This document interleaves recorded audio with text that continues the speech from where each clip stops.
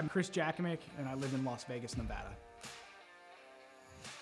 Throughout my military career, I spent the bulk of my career out in Las Vegas. It was the first job I had as I was protecting some sensitive resources out there at Nellis. I would deploy to Kuwait early on in my military career with a larger weaponry system to support Operation Southern Watch. And then from 2003 to 2006, I was part of the emerging drone mission for the United States Air Force and Department of Defense. We were fighting the wars in Iraq and Afghanistan from our backyard. You'd be in war for 12 hours of your shift, and then you'd drive home to your apartment here in Nevada. So psychologically, it was very odd. Like, you felt you were in the combat zone every day because you were seeing it on the screens and it was that important, but I don't know what it did to the human psyche at the time.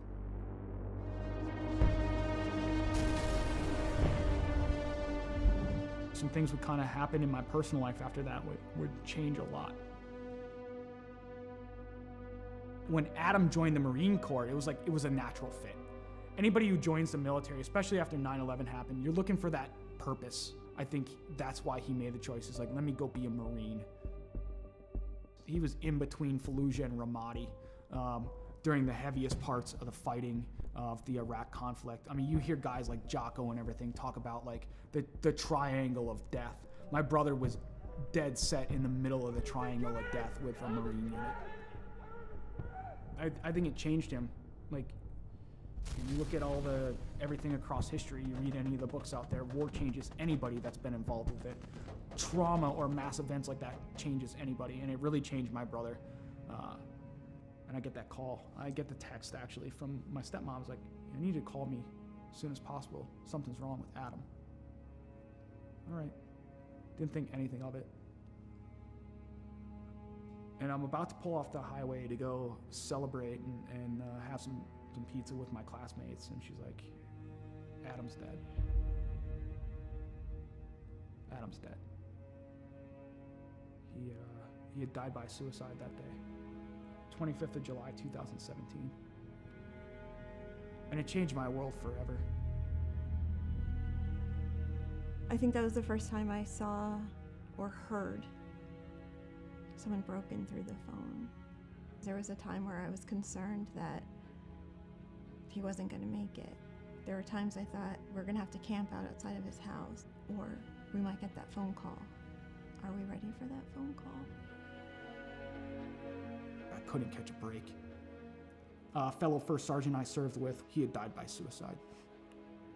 On the day of my buddy's funeral, I'm going through social media, and I see this, what appears to be a manifesto from one of my old airmen. My first thought was like, today's not going to be a good day. And sadly, my hunch was right. He had killed his own family and taken his own life on the day of my buddy's funeral. It was just compounding trauma after trauma after trauma. I cracked. I fell hard with alcohol. That was rock bottom.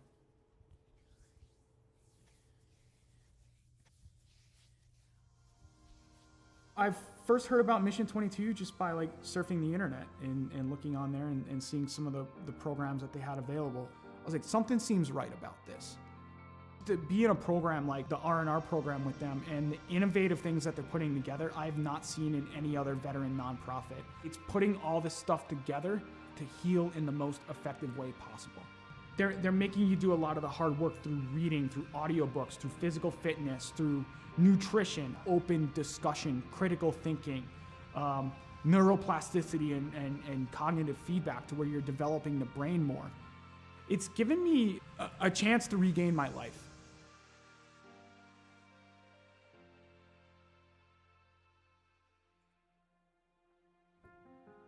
Cycling's been a big part of my recovery. Is around the time I retired, a little over a year ago, I set forth, as like, let me set this goal to ride 2,020 miles in 2020 for another veteran nonprofit that supports Gold Star families and those lost either to accident or to suicide.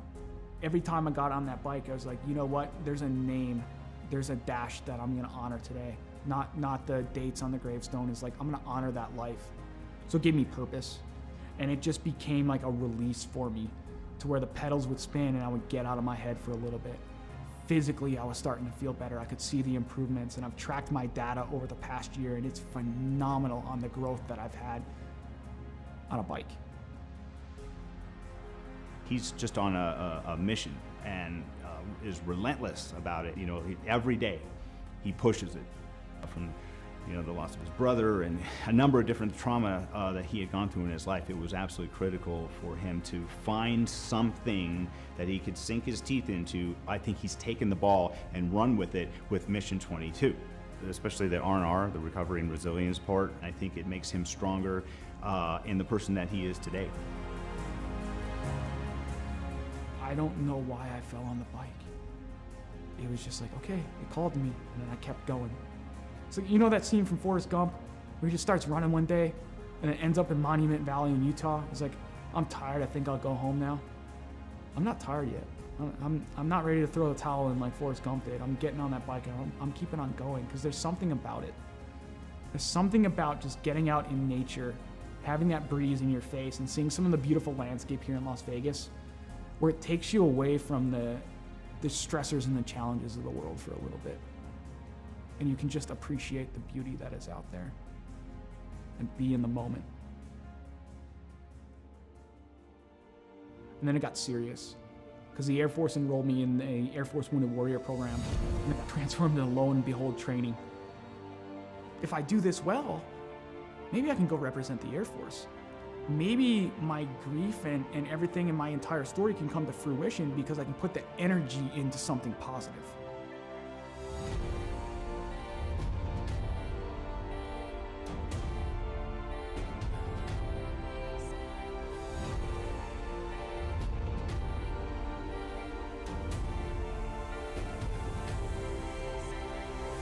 If I made the team, I'd just be overwhelmed with emotion. I suffered a lot of my trauma because of my military service, but at the end, it's like, I gotta be grateful that I'm allowed to compete in this because there are others who didn't make it home or lost the war at home that's what it's about.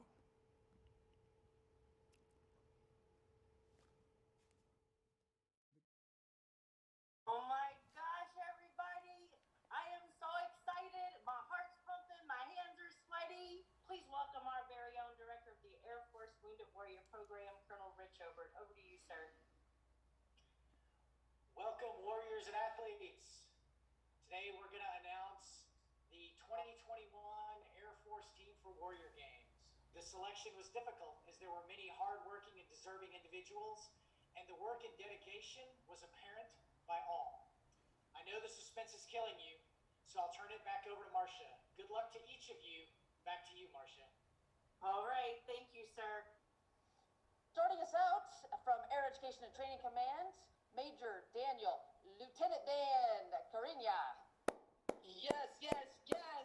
Air Combat Command, out of Texas, Master Sergeant Nicole Nikki Favuza. From Valdosta, Georgia, Technical Sergeant retired Antonio Del Vecchio. From East Liberty, Ohio, Airman retired Pete Murphy. Technical Sergeant retired Margie Hinkle. And coming up next, former pole vaulter, that is very similar to Blaze Velarde, coming to you from Las Vegas, Nevada, Master Sergeant retired Chris Jacksonek. Warrior Games competitor back on the team, Staff Sergeant retired Joseph Alex Pate. Whew. What? He did All right. big things. Back in the day, he's gonna do big things. Coming to you from St. Henry. Wow. We look at Mission 22 and we see all the shirts, we see all the flags out there. I don't think enough of the people understand how big the programs actually are and how that is actually in there. And like, I'm a benefactor from the donations of these private donors that are there to allow me to live life, to improve life for not only myself, but for friends, for fellow veterans, for my children, for my girlfriend, for my family, is to be that, to say, you know what? We can keep going at the end of the day. We can keep going no matter how hard it gets. no matter how difficult life becomes, we can keep going.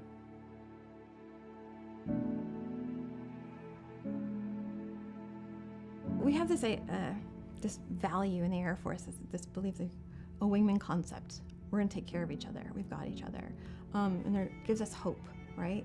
And so if you have been knocked down, I say this a lot, by the baseball bat of life, right? You're on the ground. If you know that someone's got you, it's got your six, no matter what, that's going to help you get back up again. And that's part of Mission 22, I think, for him. That connection, that human connection, that's what's going to save us. Yeah, that's what saved him. He can be a light in darkness. No matter how dark that spiral is, to know that someone got back up again and navigated their way out, that they can get through it too, that they are not alone. Not for one moment of one day. That's what he could be. He could be a beacon of light.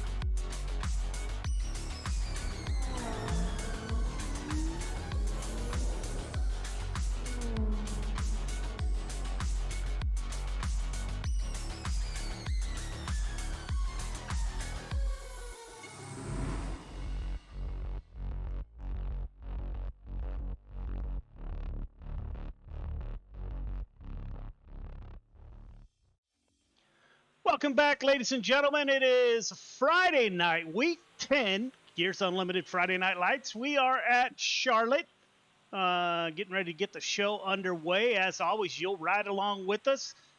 Clayton Hack in the booth with me once again this week. It's his birthday, so everyone out there wish him a happy birthday. Clayton, welcome to the show. We're getting ready to go here, man. What are you looking for at Charlotte? Well, first, thanks for the birthday. Thanks for the happy birthday. It's I'm getting old quick. I thank you for that. But Charlotte's one of my most, I guess if I had a dominant track, this would probably be a top 3 for me. I seem to run really good here, and it's always the middle down, going up to the wall. I'm no expert at running against the wall, but I try to go up there as clean as I can. Seems I never can. I always get bit by the wall, so I know it can be treacherous here. But that middle down will be very fast until it slicks away, and then it's going to turn into slide jobs and putting it on the high side, trying to stay clean up there. So we could see a couple drivers, thought they were clear, but they weren't. We could see a little bit of chaos tonight, but nonetheless, we're going to see fast racing as always here at Friday Night Lights. But yeah, I can only tell you about the middle down on how to run this racetrack. When it comes to the top, I don't like to go up there. Right on. Can't wait to see how this plays out. Looks like the track is already rough, and we've only been on it less than 15 minutes of practice. And they're already bouncing around on that top side. So let's get the show underway. We'll get the cars off the track, get the drivers briefed, and get on with qualifying. All drivers clear the track. All drivers clear the track, please.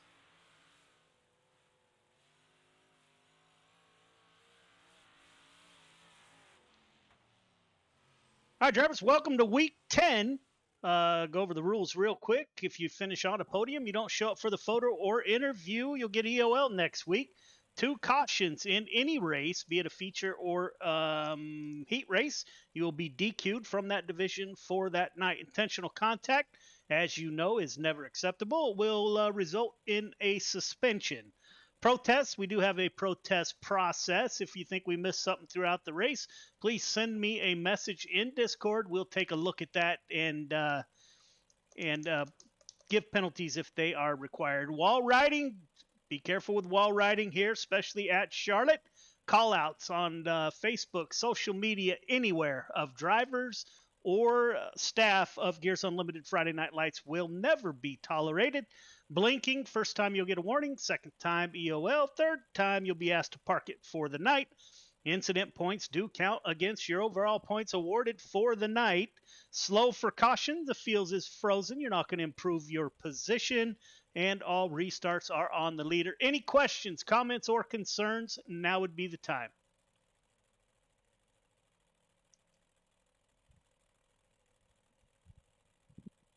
All right, drivers, none heard. We will get underway. I wish you all the best luck in week 10.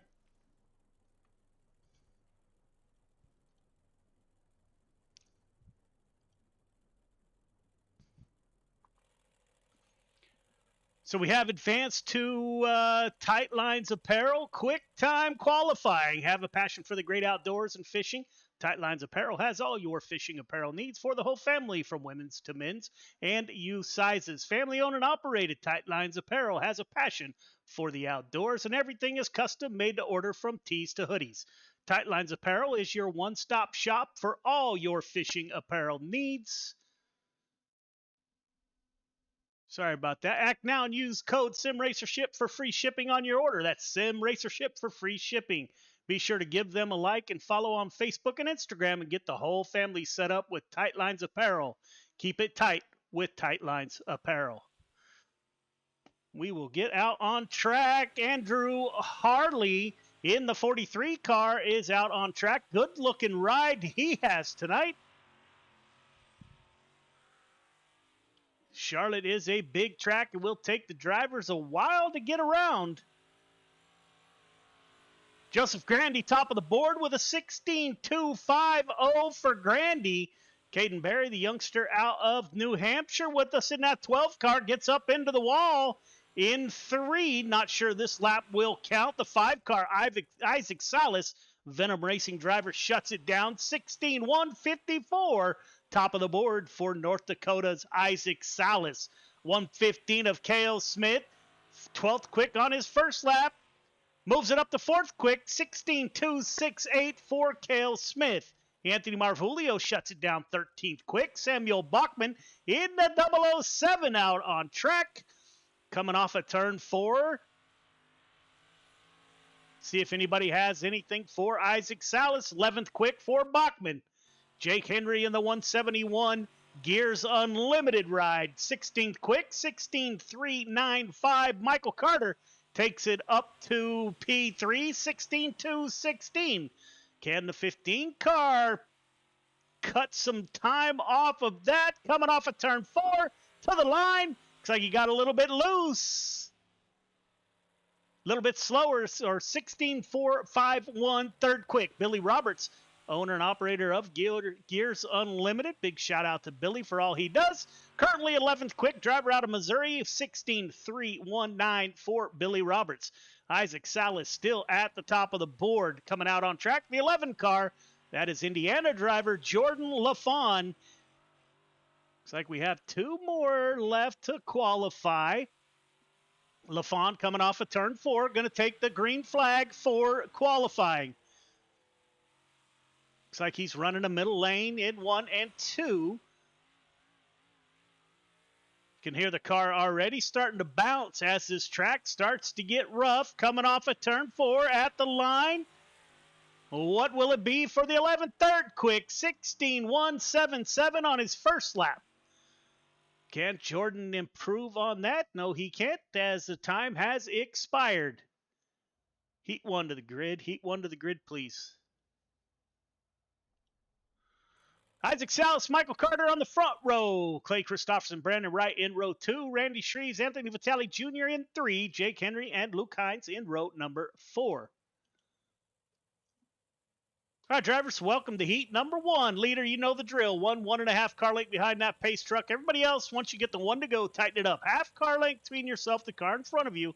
The initial start is on green. Do not jump the initial start is on leader. My apologies. Do not jump the start.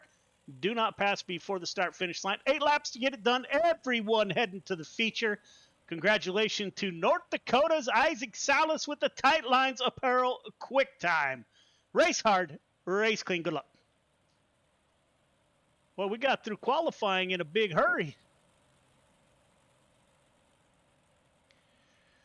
It will be Isaac Salas with that 15 car to his outside. Clayton, that's a tall task. That 5 car is pretty stout on the pole here. Yeah, my apologies. I had my microphone muted, but we have one of the most talented front rows right here, so this should be a good heat race. We are underway. Slight advantage to the 5 car. Isaac Salas is going to hug that bottom.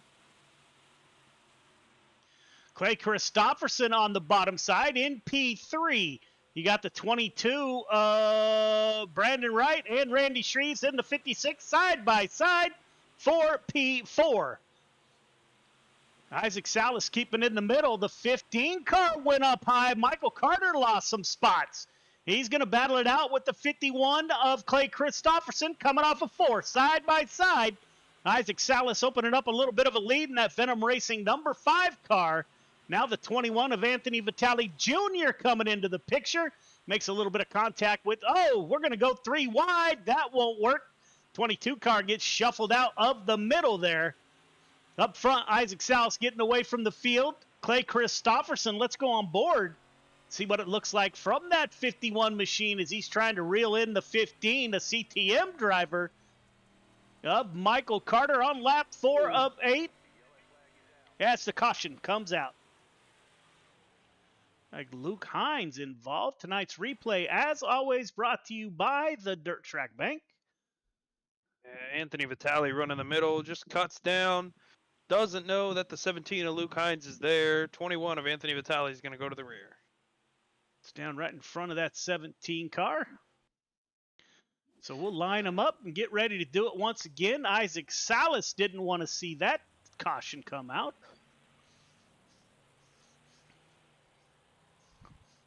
Like to thank everybody for tuning in. See the KB fan club out there on our East Coast. Thank you guys as always. Gail, good evening, ma'am. Thank you very much for tuning in. I saw Tally.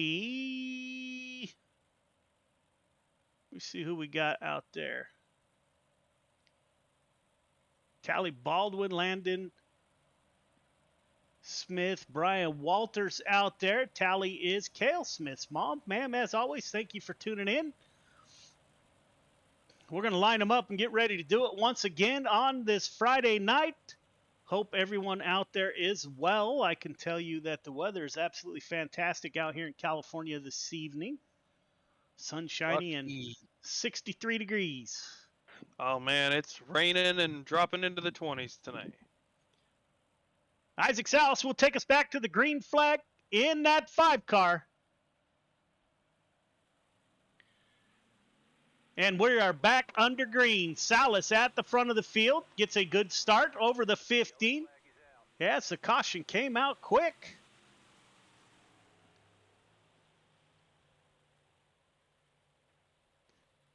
Looks like the back of the field may have not been lined up. So we'll line them back up and give it a go again.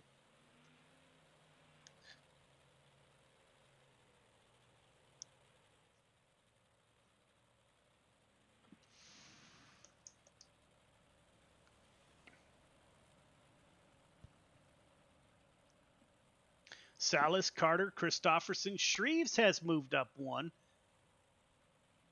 Jake Henry up 2. Luke Hines up 2. 21 car, Brandon Wright. We saw him get shuffled out.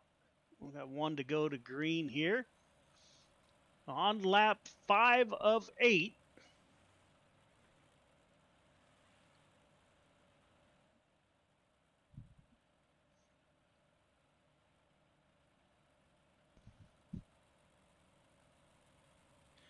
Hope everyone gets an extended long weekend with President's Day coming up on Monday.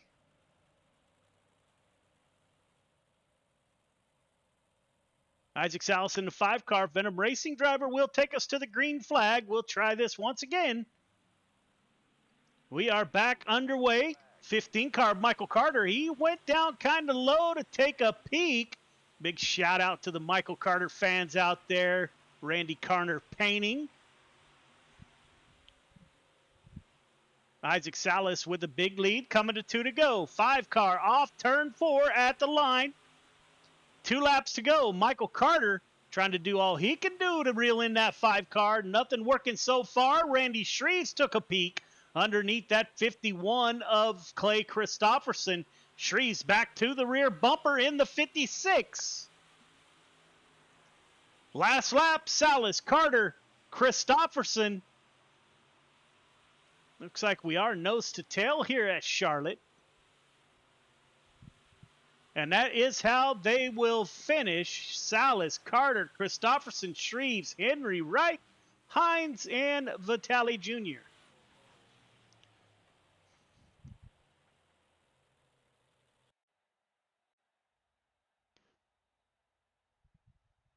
Heat 2 to the grid. Heat 2 to the grid, please. Michael Vitale, Joseph Grandy on the front row. Donald Ingram, Andrew Harley in row number 2. Samuel Bachman, Anthony Marvulio in 3. James Ingram rounds out your field of 7 drivers. All right, leader, 1.5 car length behind the pace truck, please. Everybody else, once you get the 1 to go, tighten it up. Half car length between yourself, the car in front of you. Start is on the leader. Everyone else, do not jump the start. Do not pass before the start finish line. 8 laps to get it done. Everybody heading to the big show. Race hard, race clean, put on a great show. Good luck. I see Grandma Pete out in the audience. Ma'am, as always, another Friday night. It's great to see you out there. Roxanne cheering on Michael Carter in that number 15 machine. Michael Carter is the current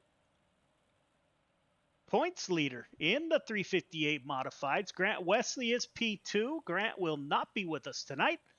Had a lightning strike back in Evansville, Indiana area and burn up all of his stuff. So he'll be back with us next week. As the green flag comes out, Michael Vitale with that 518 of Joseph Grandy to his outside. Vitale with a great run off of turn 2. The 10 car, Donald Ingram, pulls into the mix. Donald Ingram on the inside of the 518, the driver out of Georgia. So you got Air Force veteran, 213 of Michael Vitale. The 10 car is a Navy veteran. I'd like to thank both those gentlemen for their service to our country. Joseph Grandy on the high side. Good run off of 4. He's able to clear the 10 car on lap 3 of 8. Michael Vitale holding it down.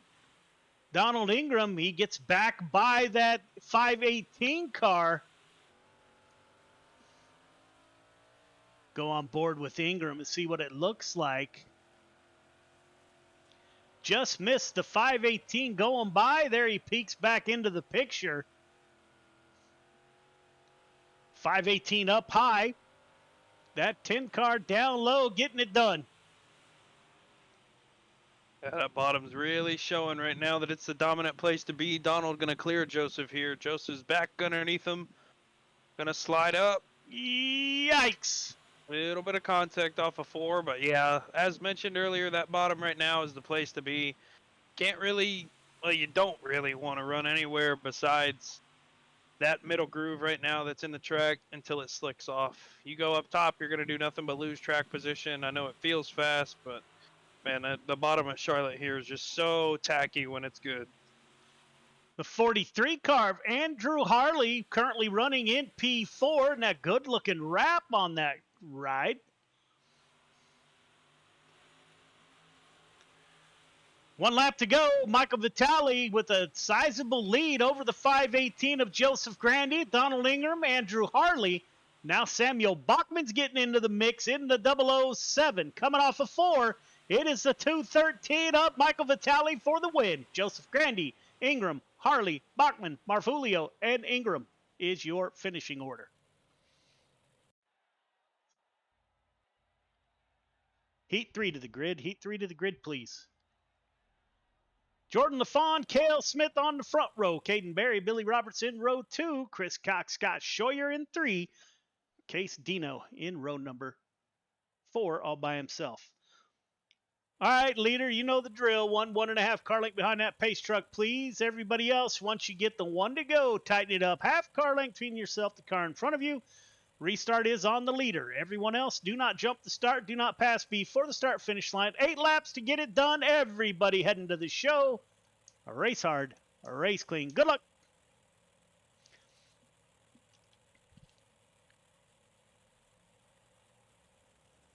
Another stacked front row here, and the second row is pretty tough also, Clayton. Yeah, Billy, a little bit back in that 99 Gears Unlimited rep. Outlaw guys put some incredible reps together, but Billy's very fast here at Charlotte. I have finished second to him multiple times here at this track. That 99 is not ruled out just because he's not on the front row. It's going to be a good show. See what he can do from fourth.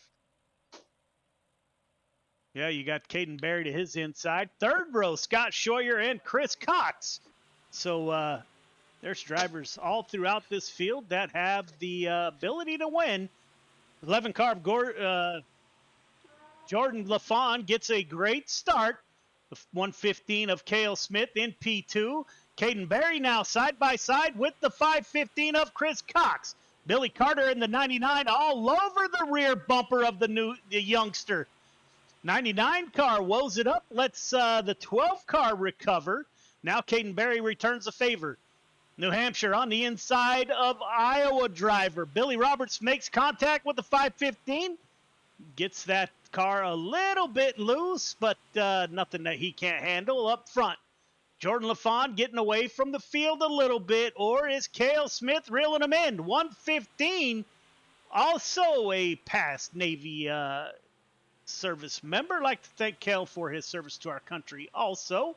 In P2, the 115 giving chase to the 11 car. 515 made a little bit of contact with the 12 car. Caden Berry all over the rear end of the 515. Billy Roberts takes advantage. The 99 car sneaks up between the two of them. It'll be the 99 car and the 515 now that will battle it out. Billy Roberts on the high side. 515 down low. Good run off of 4. It will be Roberts at the line.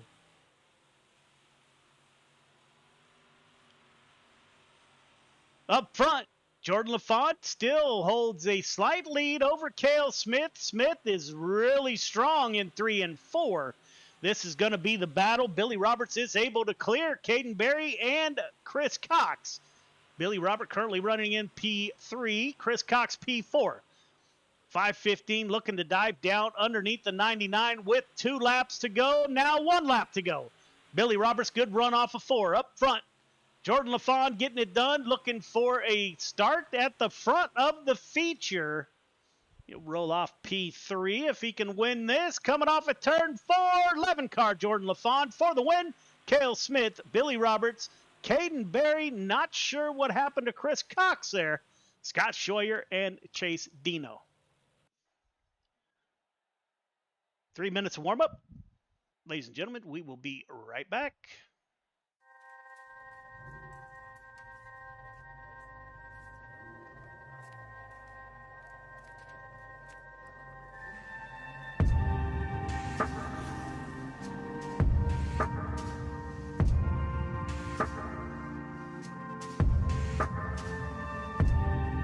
Our biggest thing is getting the word out, awareness of Mission 22, the struggle as it is to fight PTSD and suicide.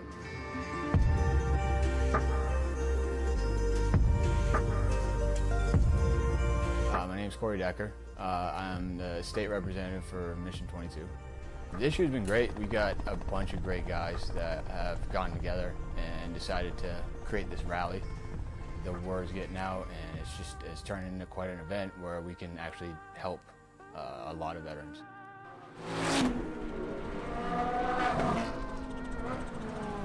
It's a great event, but you really have to go and see it for yourself, and it's really one of those things that's an experience. Just going that weekend, we've seen how it changes people.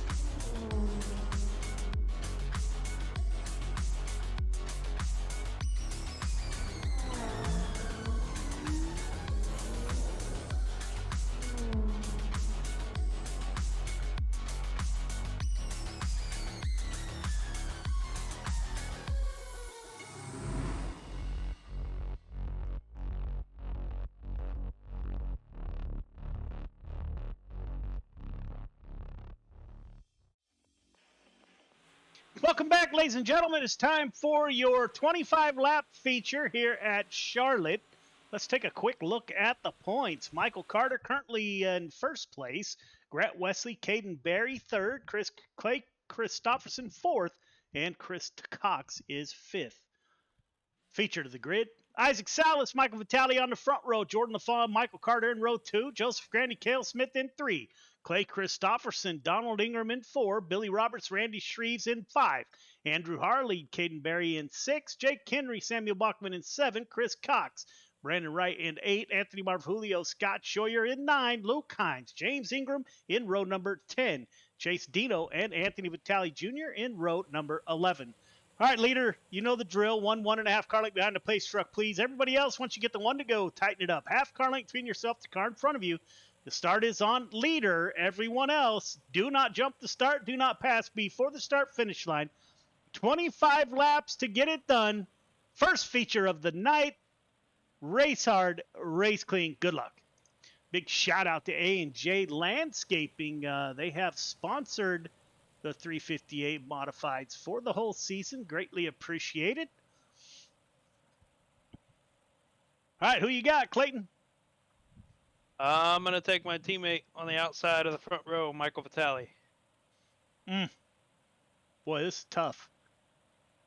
I'll go with the, I'm going to take the easy pick. The 5 car, Isaac Salas is going to keep it up front and take the win. He doesn't race with us much, but when he does, pretty stout. So, Alan, like us, pick the front row. Yeah, I usually like to move back a little bit, but if I know Michael and Charlotte, great combination. We'll see what he can do. Pace truck has exited the 5 car. Venom Racing's Isaac Salas looking for the green flag to get this underway. He is off. Jordan LaFawn taking a peek down low early. Salas into turn 1. Will he slide up? LaFawn goes with the 5 car. LaFawn up to P2. 10 car gets shuffled out in the back. We got 3 wide in the back and 3 and 4. 1 car around. Not sure who that was. Chase Dino. These guys were 3 wide. Take a look here. You see that mess, the 10 car. Everyone all over each other. Dino into the side of the 17. 17 able to hold on to it, just missed the tire there. So we'll line them up and give it another go.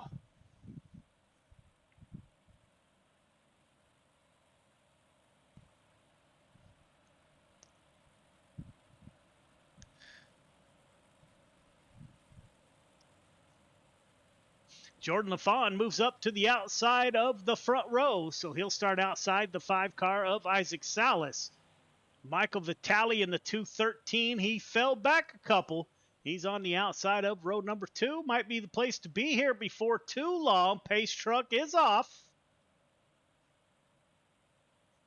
What lap, Clayton?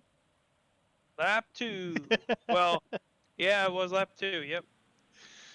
Good start by the 5 car. Michael Carter takes peek down early underneath the 518 of Grandy. Carter trying to get through there. We got a pile of cars in the back. 3 wide. Cale Smith on the bottom. Michael Vitale in the middle. And Michael Carter on the outside. Almost gave Randy Carter credit for driving that 15 car. We're staying 3 wide. Billy Roberts. They back out of it. Oh! Randy Shreves takes a tumble.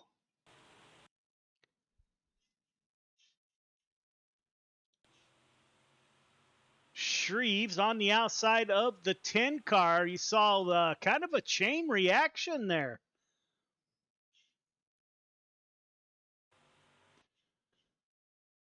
I don't see who that is. Billy Roberts.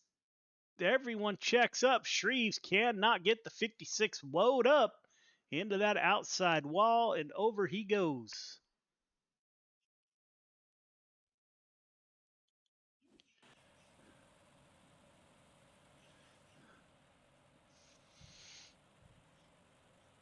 Guys are getting after it early.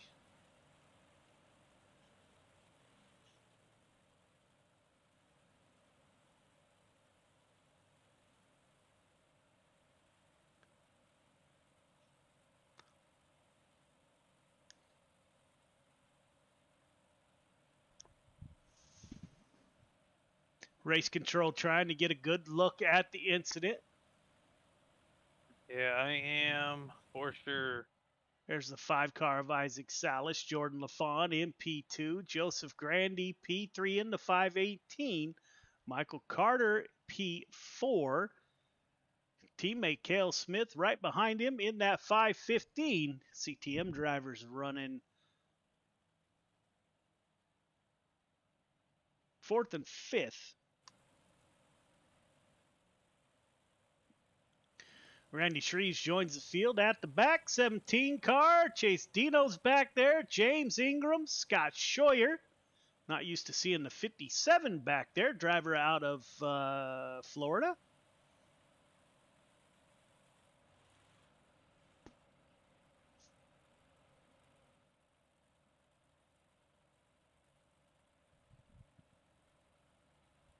Man, I don't like calls like this. That's why you get the big dollars.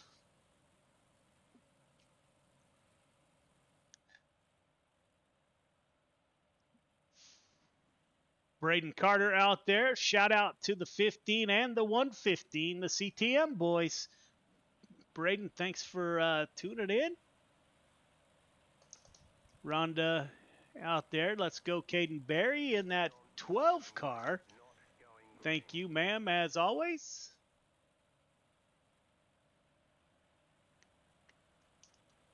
As the 99 is given an EOL, so Billy Roberts to the back of the field.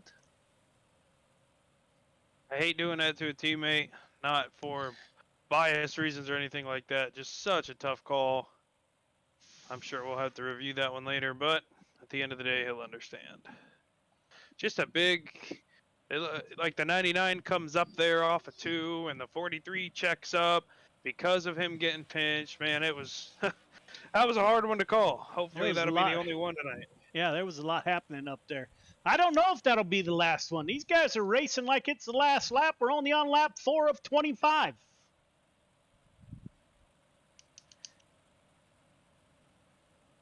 It is Isaac Salas, Jordan LaFawn still on the front row. Joseph Grandy on the inside of the 15 car. Michael Carter in row number 2.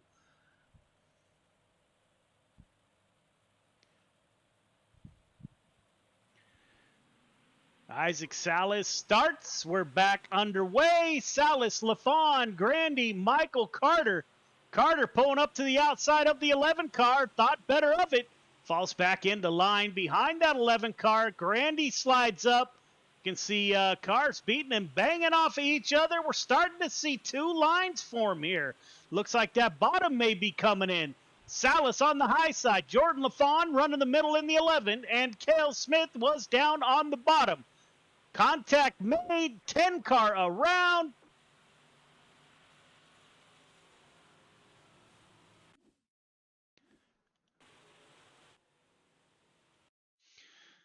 Ten car was running up near the front here. Let's see what happened. 12 car down low. Oh, right there in front of the 10 car was Michael Carter, Clay Christopherson, and Michael Vitale. 15 gets pinched. It's able to go down low. 10 car can't get woed up. Around he goes. Caden Berry into the back of the 10 car. He holds on to it. Mayhem behind them.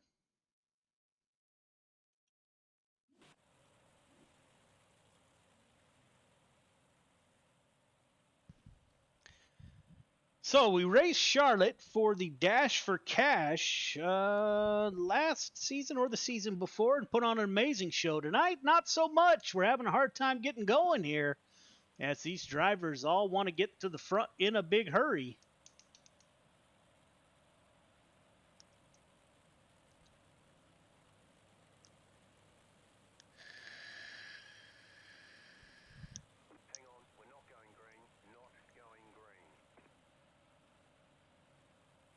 Going to extend the caution here a little bit as race control is still reviewing the last incident.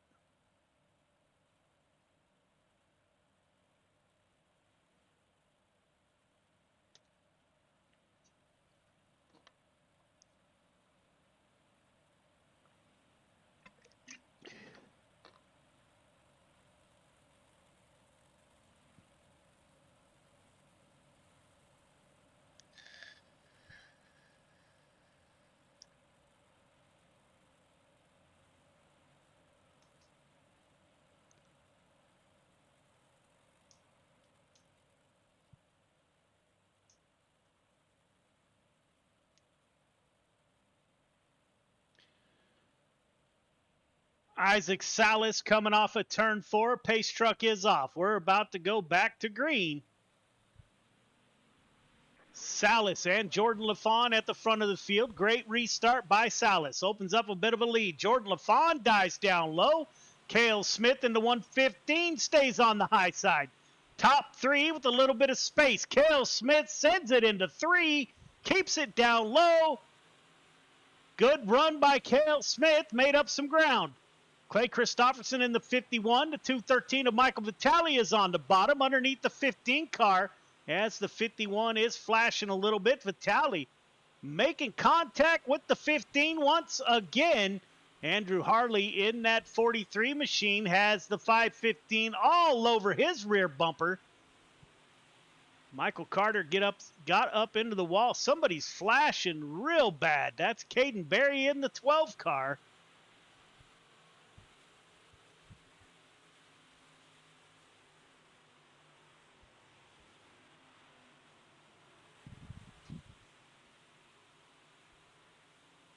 Car did get the warning. We'll have to go to the back for flashing.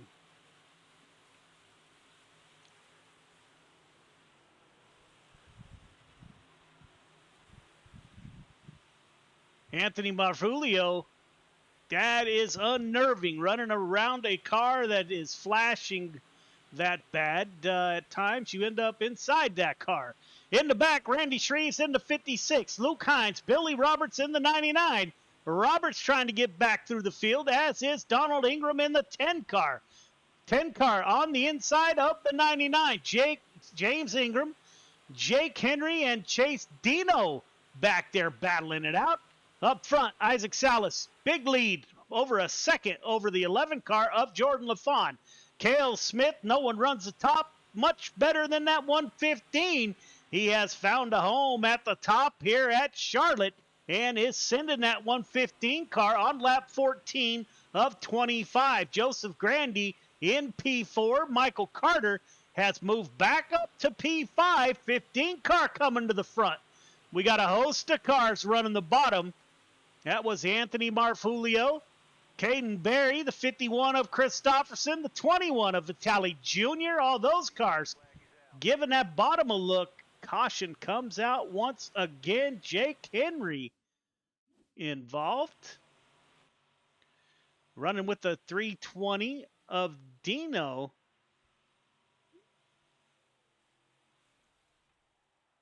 .320 slides up in front of the 171.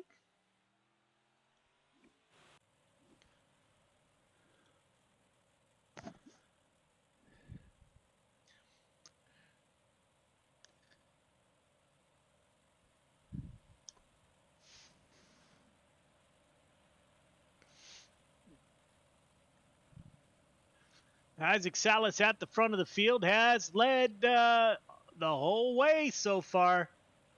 Missing some chatter on the driver net here. Jordan LaFawn and Cale Smith talking if either one of those has anything for the 5 car. Maybe a little bit of reverse psychology going on, as all drivers can hear the chat.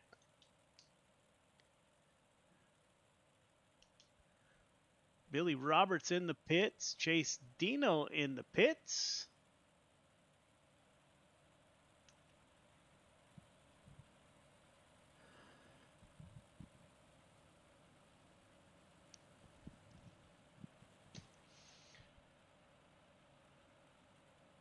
We do have one to go. That 15 car of Isaac Salas, currently 19th in the points. He's only ran 5 races with us, has 2 wins of the 5 races in the 358 modifieds. Jordan LaFawn, 9th in the points, looking for a great points night. Cale Smith, 8th. So the drivers near the front of the field looking for a great points night here. Your points leader, Michael Carter, looks like he's running 5th. Grant Wesley not with us tonight. Caden Berry in the 12 car. I don't know where Berry is running. Looks like 8th for the 12 car. So we're getting ready to go back to green on lap 14 of 25. It will be Isaac Salas with the restart. Drivers behind him having a great conversation. Good start by Salas. Opens up another lead. Jordan LaFawn is going to try the middle. Will he slide up and get in line? Yes, he will. 2 by 2. We got definitely 2 lanes of racing. Randy Shreves in the 56 battling it out with Scott Scheuer in the 57. Scheuer up high in the red and white car. Randy Shreves down low. Samuel Bachman in the 007 riding around the tires. Andrew Harley above him in that 43 machine. Anthony Vitale Jr. down low. Caden Berry leading the charge on the bottom. The youngster out of New Hampshire in the 12 car. He's up 5 positions from his start. Anthony Vitale Jr. is up 12 in the 21. Already almost a second gap between first place Isaac Salas and Jordan LaFawn. Cale Smith in P2. Will Cale be able to make it happen? He goes up high. LaFawn running a slider line. Now Berry went up high that time.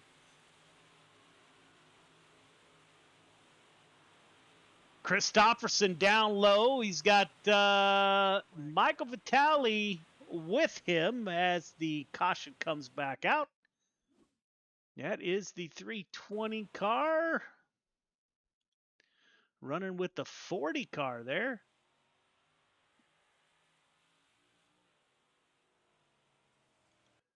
See the wheels turn to the left. Car just wouldn't go. So attempt at a slide job. Gets out into the outside wall on turn number 3.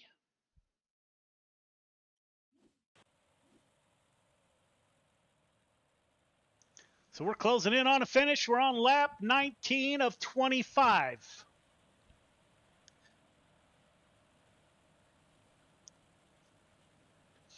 Coming up next, we got Pro Late Models, and we'll close out the night with the 305 Sprint cars.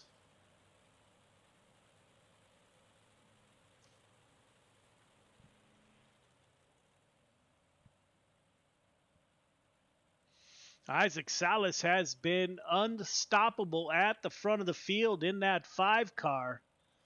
Doesn't look like anybody had anything for the 5 car just yet, but we do have a few laps left to go. Jordan LaFawn on his rear bumper. Cale Smith making that high side work in that 115. Joseph Grandy in the 518. Your points leader, Michael Carter, running back in 5th position.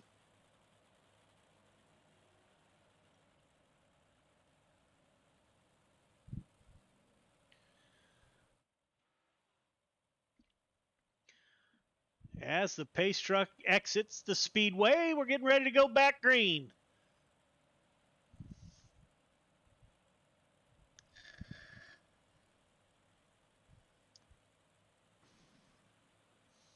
Isaac Salas will start the field. Good jump by that 5 car. Away he goes.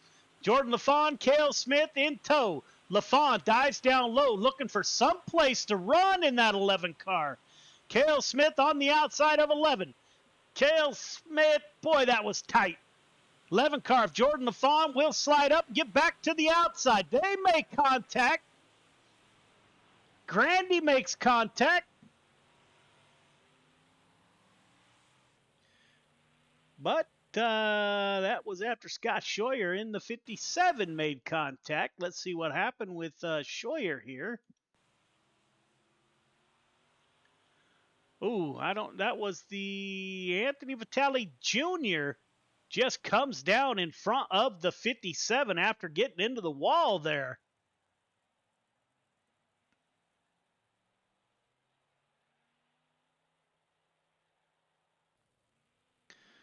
So the 358 modifieds have been a handful for the drivers tonight.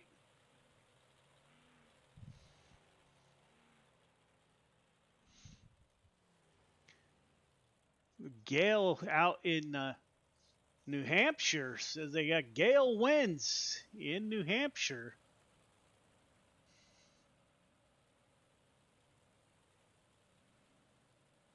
Sean Stevens in the house, leader of the Wyobe racing crew. Got Caden Berry out on track for Wyobe currently. Sean, as always, our good friend from down under, is with us here tonight. Sean, thank you for tuning in, my friend.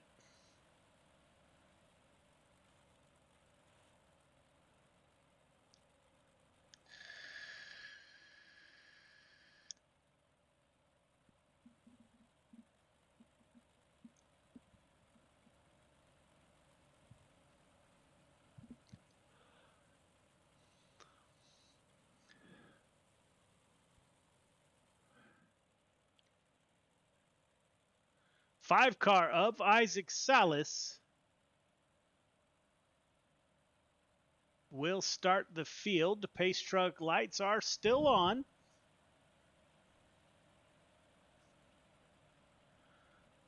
So that last incident, that sent Marv Julio in the 238 to the back of the field. He'll join the 12 car of Caden Berry back there. Not sure what happened to the 12 car. Meanwhile, up front, pace truck is off. We are on lap, oh my goodness, let's see here. 23. My apologies. 23 of 25. Isaac Salas with the restart. Gets a good jump on the field. Cale Smith still a comfortable third. Caution comes back out once again. Boy, we can't get going here.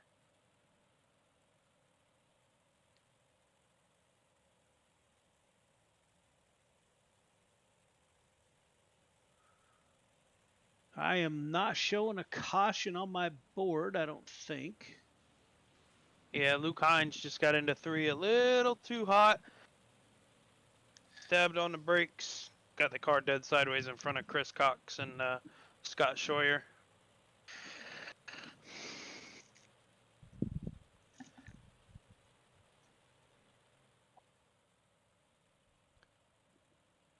'23 of 25. We're going to get this race in yet. It looks like the pro late model practice just began, so we are running a little bit behind tonight.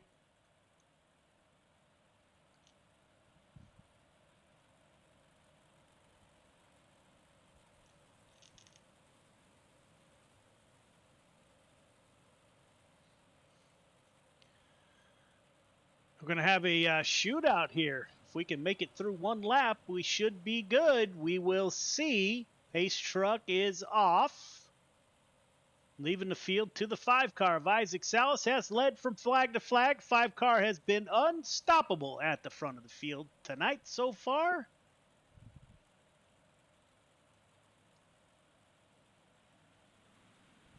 Isaac Salas with the restart. Good jump over Jordan LaFawn in the 11 car. Grandy's going to dive down low. He got a train on the bottom. Grandy, Christopherson, Vitale, all down on the bottom now. Salas starts to run a slider line. He comes off the top. Caution comes out right before the white flag. We will have a green-white checker finish. 40 car of Ingram involved.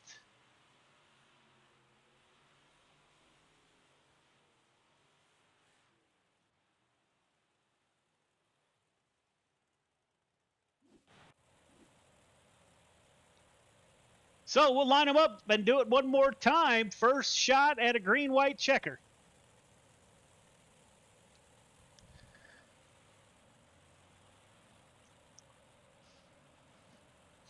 This has been a rough one tonight in the 358 modifieds.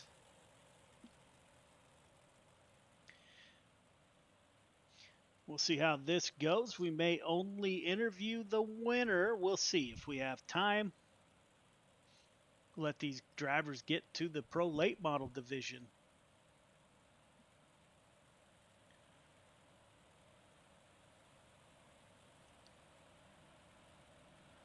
Lights are off on the pace truck.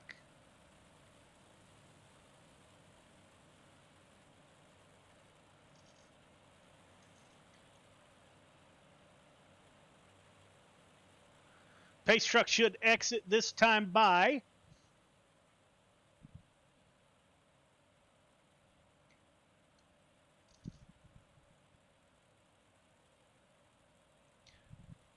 Isaac Salas in the 5 car will restart. On the bottom. So the 5 car of Isaac Salas is off. On lap 25 of 26. So we do have 2 laps to go. Salas, Jordan LaFawn, Cale Smith have been the class of the field so far tonight. Smith staying up high. Jordan LaFawn and Isaac Salas running the middle, 1 to go. White flag is out. We will end this lap. Isaac Salas, Jordan LaFawn, Cale Smith, 1, 2, 3. Michael Carter trying to close in on the field. Isaac Salas for the win. Jordan LaFawn, Cale Smith. Top 3, start finish line, please. Top 3, start finish line.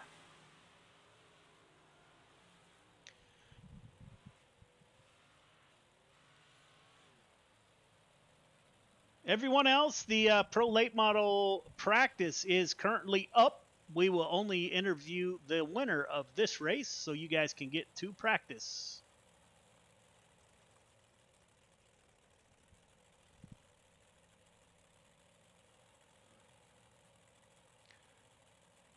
All right, fellas, that's good. Good luck in pro late models.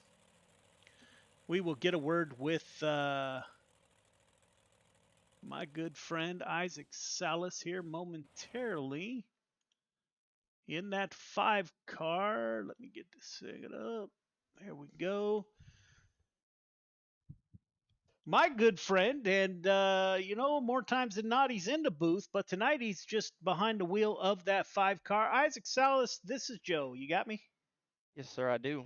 Man, that was class of the field right there. You got out front and kind of checked out on the field. No one had anything for you.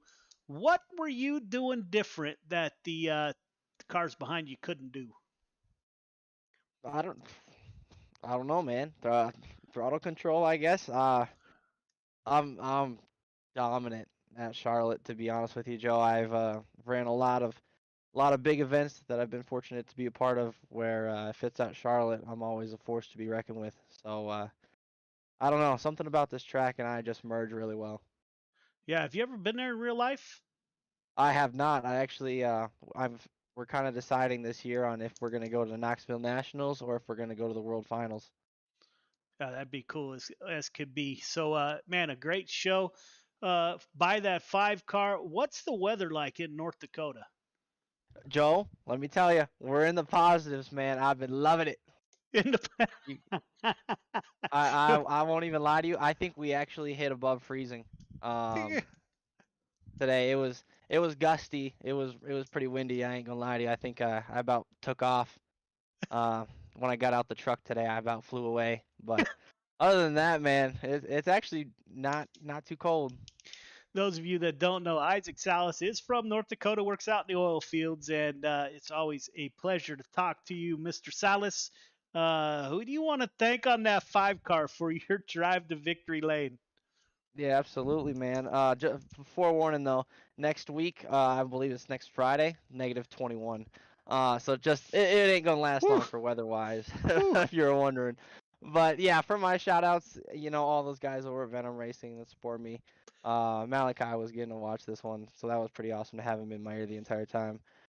Dean, Super Dirt Car Series, Magnum Race Designs, Got Your Six Racing Network, RSN Trackside, Sim Tracks Broadcasting, Dirt Track Bank. Coast to Coast, Mission 22, and everything that they do for our veterans. My Gramps and Top Notch Trucking. Thank you for broadcasting and for the league, buddy. I love the hell out of you, to be honest, and everything that you do. So I was very happy to be a part of the event. And then yeah, just thanks to our veterans and my friends and family that support me. Yeah, man. Those of you out there that don't know, Isaac Salas is a member of Venom Racing, and before we even started, Friday Night Lights is what it was called back then. Your guidance and the team's guidance, man. We got this thing going, and it kind of caught on there. Looks like this is week 10, so we only have 4 weeks left of Gears Unlimited. So, yeah, man, you guys were a huge part of that, and always greatly appreciated by me. We've come a long way, so congratulations on the win. You gonna run the pro late models? No, I sweet talked my old lady into getting to run a little bit here tonight. So it's time to go take care of her. Probably go out for dinner and hang out with her. All right, man. Congratulations. Have a great weekend. Awesome. Well, thank you, Joe. Have a good one. Yeah, man. There it was. Isaac Salas, driver of the 5-car, takes home the 358 modified win. We will take a quick break. When we come back, we'll be with the pro late models right here at Charlotte. So stay tuned.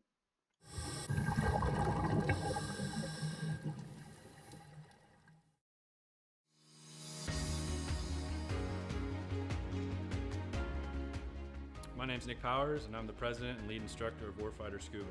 I'm a veteran of the United States Marine Corps from the years 2003 to 2007, with 1 combat deployment to Haditha, Iraq in 2006. Throughout my time overseas, I experienced a lot of situations that you wouldn't necessarily find yourself in the United States. IEDs, getting shot at, rocket attacks, mortar attacks, you name it, it happened.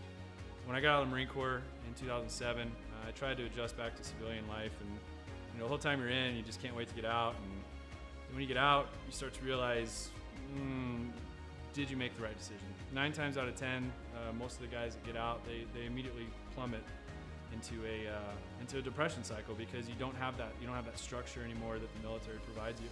And this hit me super hard.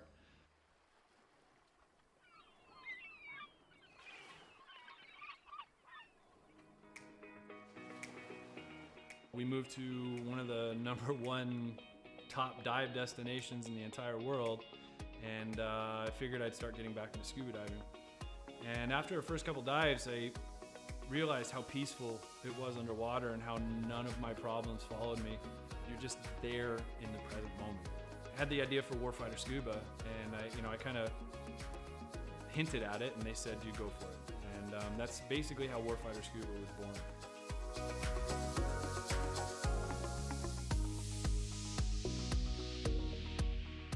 So Warfighter Scuba is a nonprofit. We're a 501c3 nonprofit with the IRS. We bring combat wounded veterans down to the Caribbean to teach them scuba diving to treat their wounds.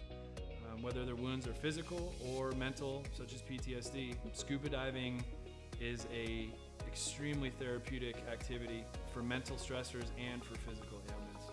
Mentally, as soon as you go underwater, your body just reacts. It's not normal. You're not meant to breathe underwater. Automatically puts you into the present moment.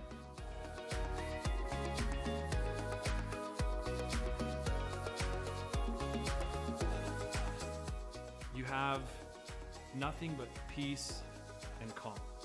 This ability to separate yourself from reality really allows veterans to find out what their trigger mechanism might be for their particular mental stressors.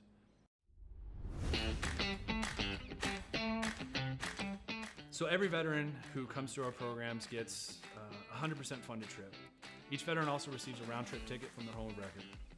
That ticket will bring them straight into Roatan, and their entire week stay, their hotel, their meals, their snacks, everything's paid for. And so that veteran can get an entire week away from reality and completely separate from any kind of problems they might be facing at home. So each veteran receives very private and intimate training sessions when they come down to Roatan. You know, we first start in the pool, we do some confined water skills, we'll then switch out to the open water dives. From that point on, it's not even training anymore, it's just fun. It's learning on a level that I don't think most people have experienced before. We do all the certifications for them that we can in a week at their pace, you know, from open water to full face mask to nitrox. Every trip that we have, whether it's one veteran or 4 veterans at a time, we just have a blast. You know, there's no bad karma. We've seen sharks, we've seen turtles. I mean, we've seen 4 eagle rays at once. I mean, just the things that happen when we're in the water together are truly, they're just unbelievable. The dedication that these vets have now to scuba diving and to wanting to come back and to help other veterans experience what they've experienced, it hits me in the heart more than most things have ever hit me in my heart. It's truly an honor to take, you know, these heroes into the water. It's really cool to see the transformation that happens to them, you know, from being, oh my gosh, you know, I don't know if I'm gonna be able to do this. You know, I've gone snorkeling. Welcome back, ladies and gentlemen. We're going to cut the promo a little bit short here so we can get this race underway and try to get back on track. So we will call the drivers in right now. All drivers clear the track. All drivers clear the track, please. All right, fellas, welcome to week 10 at Charlotte. This is the Sanders Racing Pro Late Models. We'll go over the rules real quick. Podium finish, you guys know what to do. Bring out 2 cautions in any race. You are DQ'd. Intentional contact is never acceptable. Wall riding, stay off the wall here at Charlotte. Call outs, you will be suspended. Blinking, first time warning. Second time EOL, third time park it for the night. Incident points count against your overall points for the night. Slow down for cautions. As soon as the caution comes out, the field is frozen. All restarts on the leader. So we'll get the show underway. Any questions, comments, or concerns, now would be the time.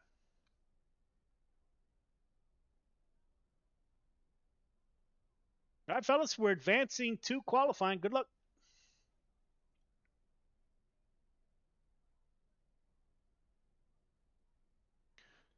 So we have advanced to qualifying. Let's go through messages here. Grandma Pete out there, good finish to the 11 car. Her grandson Jordan LaFawn brought it home P2 in the last race.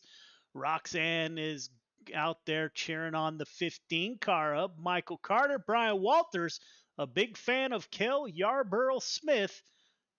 Is Yarborough really his last name? That's my question for you there, Brian. Welcome to the show, everyone. Greatly appreciate everyone tuning in.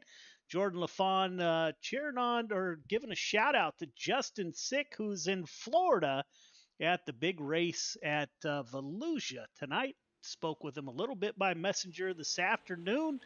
So he's out watching the big show at Volusia out in Florida. So welcome to the show, everybody. Hopefully we've put on a good show. First race, we did have quite a few cautions. We're following along with the 515. That is Des Moines, Iowa driver Chris Cox out on track in that 515. Top of the board for the 515, 15.440. Scott Scheuer P2. Samuel Bachman in the 007 out on track. Now Cale Smith goes to the top of the board. Cale Smith with a 365 for the South Dakota driver.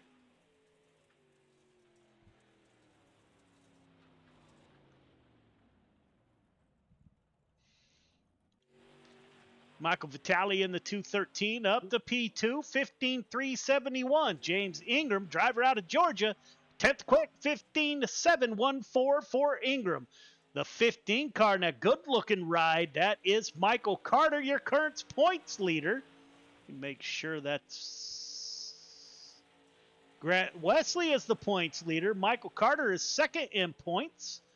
Top of the board, 15,292. The Randy Carter painting, number 15, getting it done. Trying to get some of his own money back, as this quick time is brought to you by CTM, the race team. CTM Motorsports. Randy Shreves, ninth quick, 15,521. Carter shuts it down. James Ingram still out on the track. The 21 car, Anthony Vitale Jr., 15,499. Good enough for ninth quick. Randy Shreves, 15,521. Good enough for 10th quick. And the 43 of Andrew Harley, 11th quick with a 15,529. Jordan LaFawn in the 11 car coming out on track. Looks like we do have 3 drivers left to qualify. Can LaFawn capture the pole and take some of Michael Carter's team's money? CTM Motorsports sponsors the quick time here in the Pro Late Models for the season. Like to thank those gentlemen for that. Jordan LaFawn, second quick, 15,362 for Jordan LaFawn. And we will shut it down. Michael Carter getting some of his money back. Heat 1 to the grid. Heat 1 to the grid, please. Michael Carter, Cale Smith on the front row. Ingram Cox in row 2. Scheuer Shreves in 3. Dino Wright in 4. Hines and Tormachi in row number 5. All right, leader, 1.5 car length behind the pace truck, please. Everybody else, once you get the 1 to go, tighten it up. Half car length between yourself, the car in front of you. Start is on leader. Everyone else, do not jump the start. Do not pass before the start-finish line. Got 8 laps to get it done. Congratulations to the 15 car of Michael Carter. We're getting some of his money back in that CTM Motorsports ride with the CTM Motorsports Quick Time.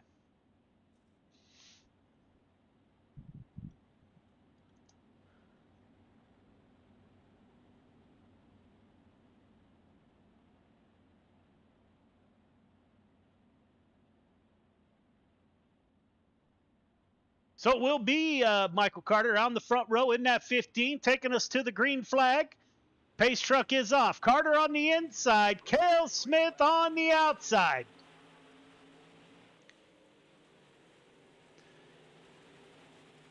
Good start by the 15 car of Carter.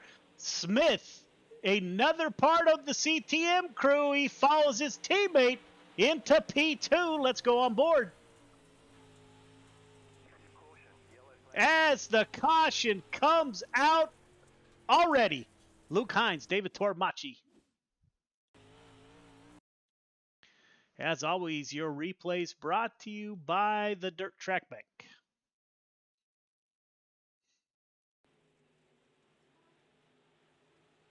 See the 22 and the 56 of Shreves make contact.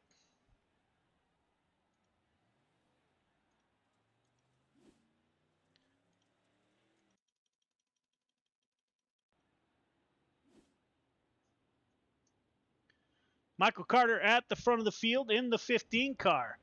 So we are really hoping for not a replay of the previous race with all the cautions that we got. Justin 6, speak of the devil, is in the chat. Justin, welcome to the show, my friend. Hope you're having a great time out in Florida. Bring us all t-shirts back. That is a great state.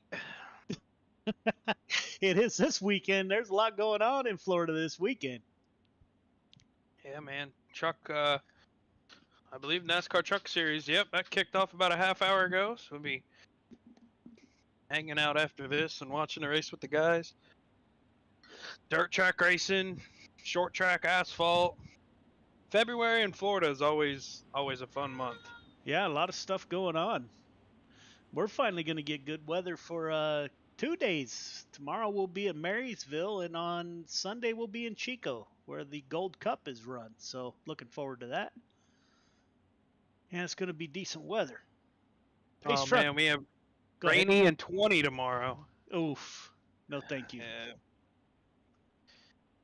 That's about the only thing I like about California is the weather is pretty decent. Michael Carter with the restart. Gets Cale Smith to his rear bumper. The 10 car of Donald Ingram, driver out of Georgia. He's giving the bottom a look. Chris Cox in the 515 at the front of the field. He's trying to stay on the rear bumper of the 115. Donald Ingram giving that bottom a go. Trying to peek underneath the 515. Can't get as good of a run off the bottom. Scheuer and Dino battling it out. That is the 57 and the 320. Scott Scheuer is a Florida driver. Speaking of Florida, Randy Shreves in the 56 is running P7. Luke Hines, Brandon Wright in the 22, and David Tormachi, driver out of Montana in the, big wreck up front. Scott Scheuer and Ingram involved. Let's take a look. There is Scheuer. Ingram was running P4. You can see the 515 up there. That is the grayish colored car on the rear bumper of the 115.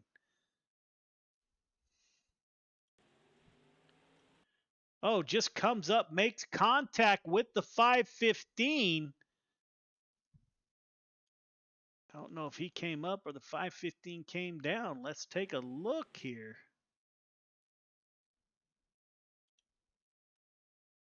Oh, the 515 checked up for the 115. That collected the 10 car, so.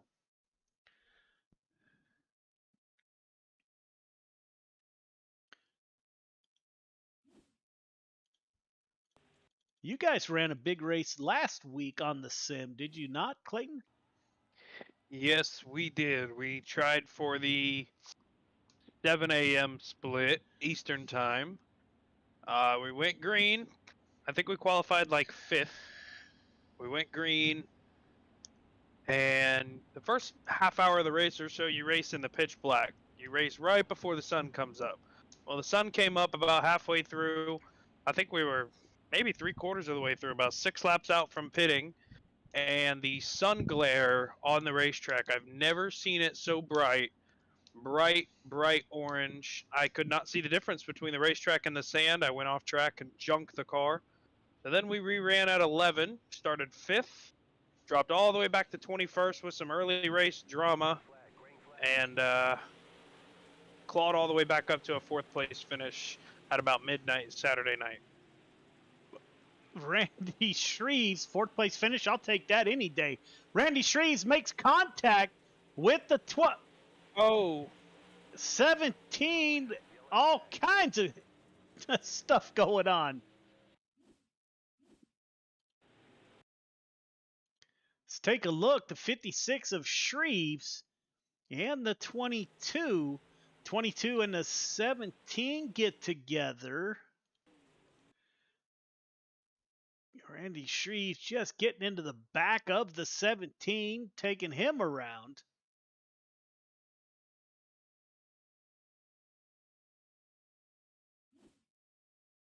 Man, I hate it, but this may just be one of those nights.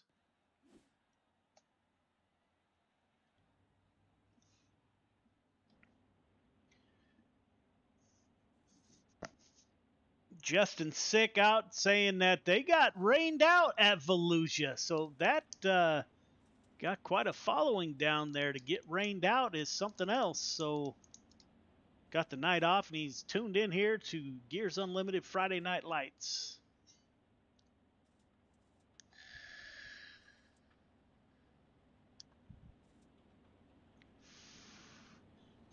Michael Carter, Cale Smith, Chase Dino in the 320 is up in P3. Luke Hines in the 17. The 22 of Brandon Wright. We're only on heat number 1.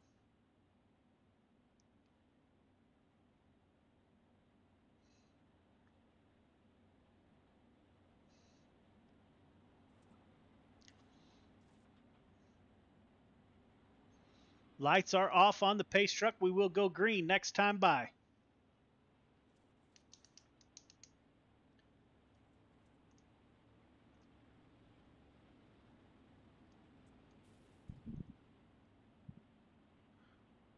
Leaving the field to Michael Carter and his new paint job. Just revealed that last week. Good looking wrap on that 15.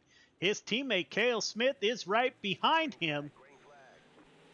I didn't get an answer if Yarborough is Cale's middle name for real or not. Cale Smith P2. Chase Dino in the 320. He's up to P3 in heat number 1. Oh my goodness, 22. We stay green. Somebody got absolutely blasted. That is Luke Hines with 1 lap to go. Michael Carter at the front of the field. Cale Smith, Michael Carter breaking away from the field. Coming off of 4, down low. It will be Michael Carter, Cale Smith, and Chase Dino, your top 3.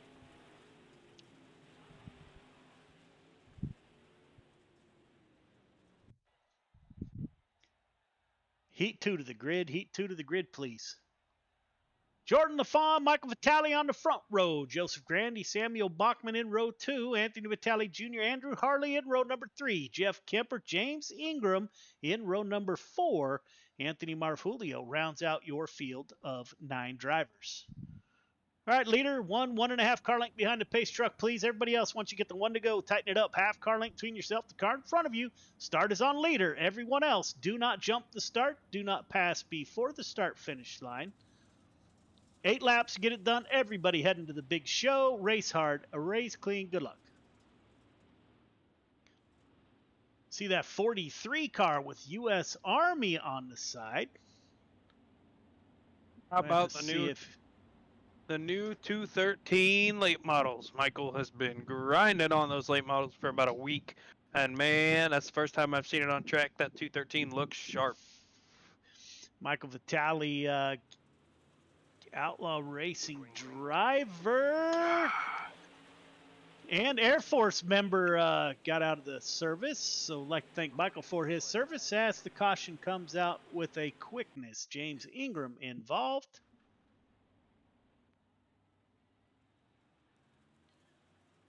That is the orange and yellow 40 car. Just, oh boy, just gets into the outside wall and around he goes.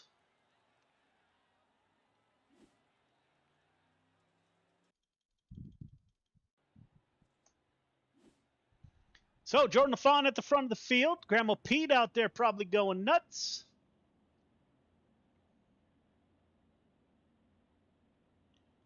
We'll line them up and give it a try once again. Not sure if we'll have 2 or 3 heats. I think I saw 2. Gotta go 1 to green here. Yeah, 2 heat races right into the feature. So here we go. 11 car of Jordan LaFawn on the inside. Michael Vitale still to his outside. Watch that 518 driver out of New York. That is Joseph Grandy. He was taking a peek down low early and making a little bit of headway. So we'll see how that plays out. But it will be Indiana driver Jordan LaFawn in the 11 car. That will bring us back to the green flag. And he is off. Jordan LaFawn opens up. Good restart by LaFawn. Joseph Grandy tries to get underneath Vitale. In the 518, Grandy will make it stick.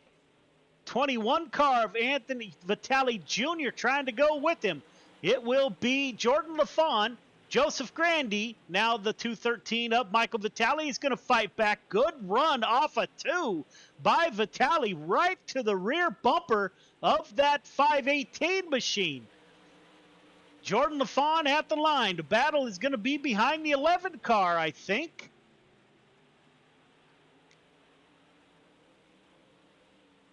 Can LaFawn hold on? Car washes up in the exit of 4. You got the 518 running a lower line. Can he get the run off of turn 2? No, sir. 11 car Jordan LaFawn holds the lead. Jordan LaFawn running the middle. Lap 6 of 8. 518 dives down low.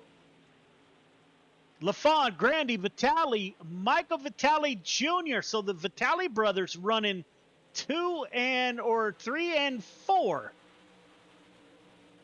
Samuel Bachman in the 007. Jeffrey Kemper in the 181. The driver out of Oregon is with us. Anthony Marfulio.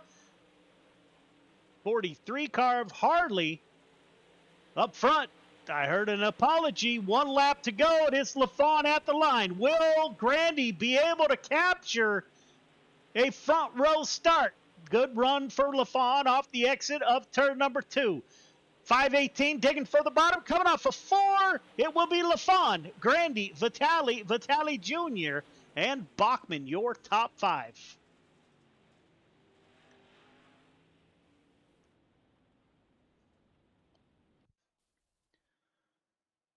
Three minutes of warm-up. Ladies and gentlemen, we will be right back.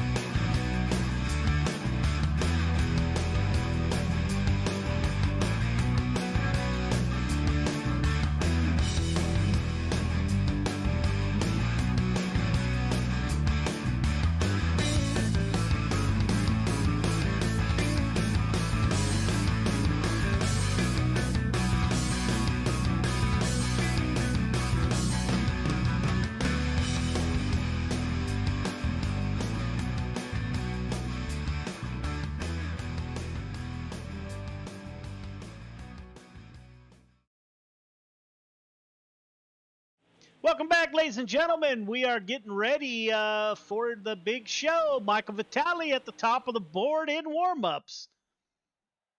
Getting ready for 25 laps. Feature to the grid, please.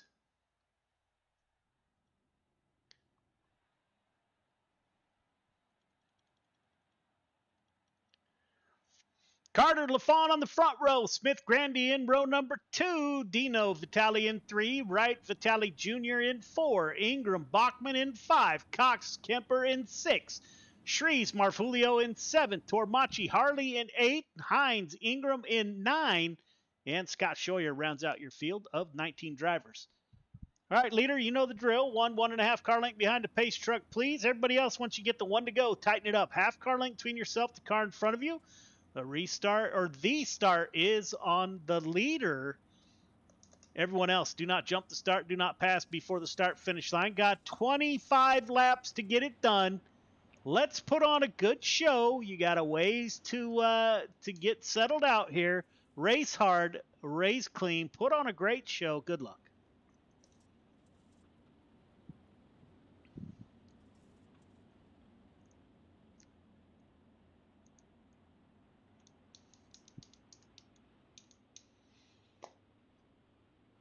5:15 of Michael Carter will take us to the green flag, and we are underway.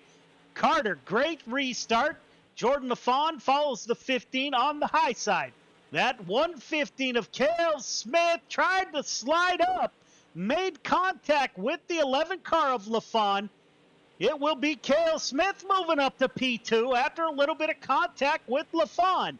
LaFawn will slide down low. Yikes, caution comes out.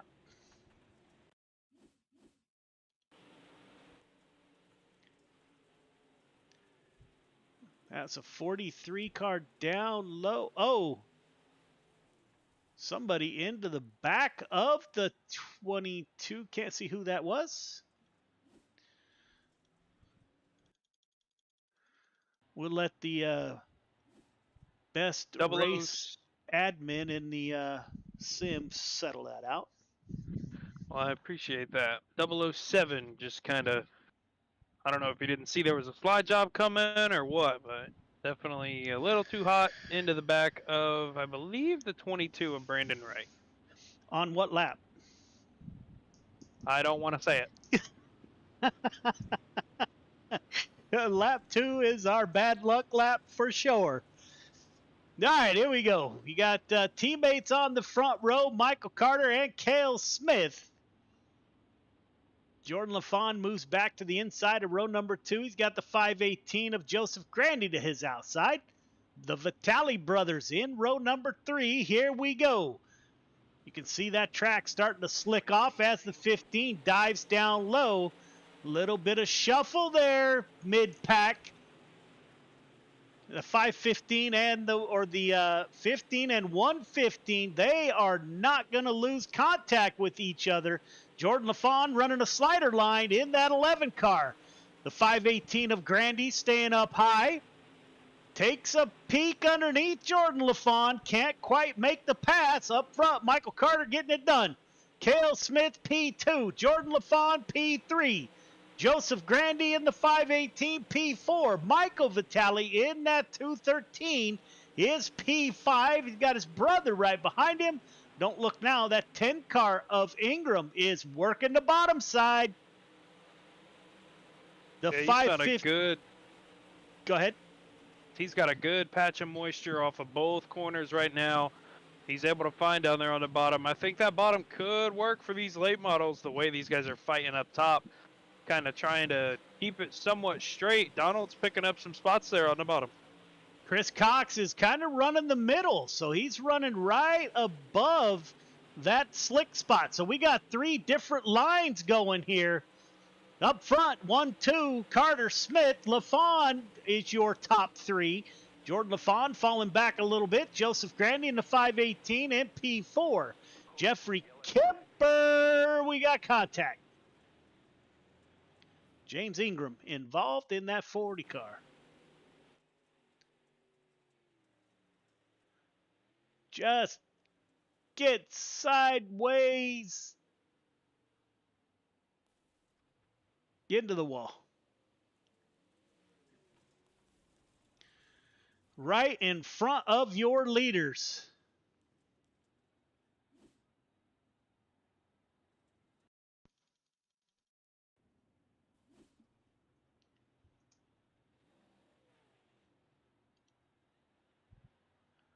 So, hate to see that. James Ingram right in front of the leaders. Not sure if he made contact with Cale Smith. If not, it was darn close. 115 car is beat up a little bit. Look at that front end. You can see some damage on the right side. He's still at the front of the field. Will that affect the handling of that 115? Pace truck is off.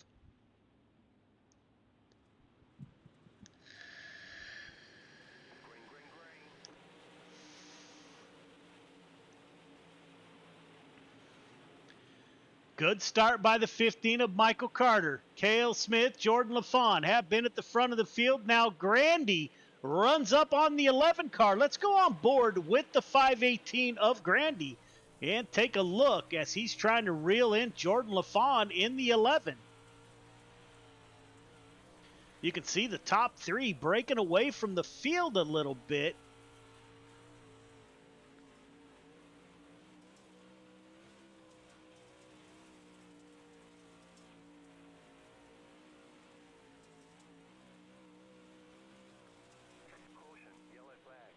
Samuel Bachman involved in an incident. Let's take a look.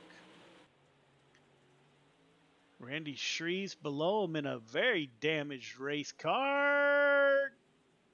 Yikes. 007 is around the 40 car, piles in.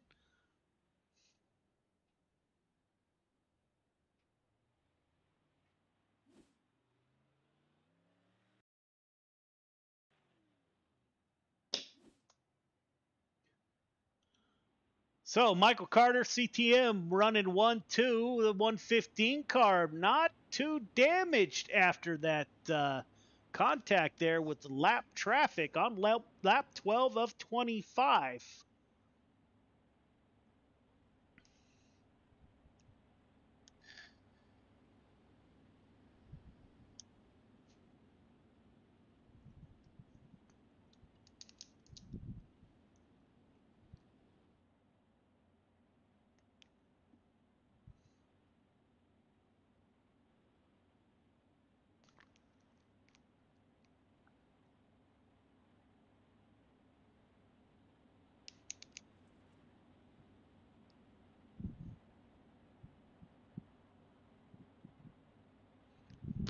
Lights are off the pace truck.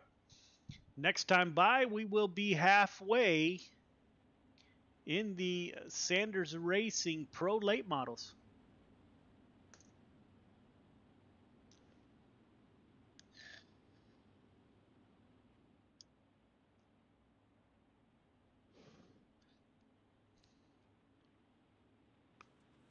Back underway, the 15 of Michael Carter with a good restart. Jordan LaFawn closes in on the inside of the 115. LaFawn on the bottom, no room to slide. LaFawn shuffles out in P3. Now Grandy. LaFawn gets into the outside fence there, slows the momentum of the 11 car, losing contact with the 15 and the 115. Chris Cox on the bottom side in that 515. He's got Anthony Vitale Jr. Cox kind of running right through the middle of the slick there. Got Michael Vitale to his outside in that 213. You can see the shine off the front of that 213. Take a look at that paint job done by Michael Vitale. Oh, looks like the 515 is around. Let's take a look. Donald Ingram.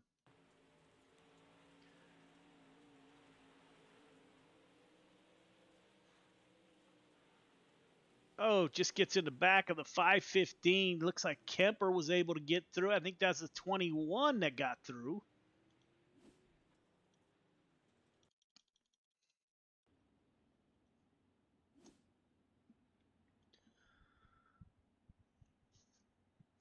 So lap 15 of 25. CTM boys up front. That is Michael Carter and Cale Smith. Jordan LaFawn has been searching the entire race for a way around these two cars in front of him.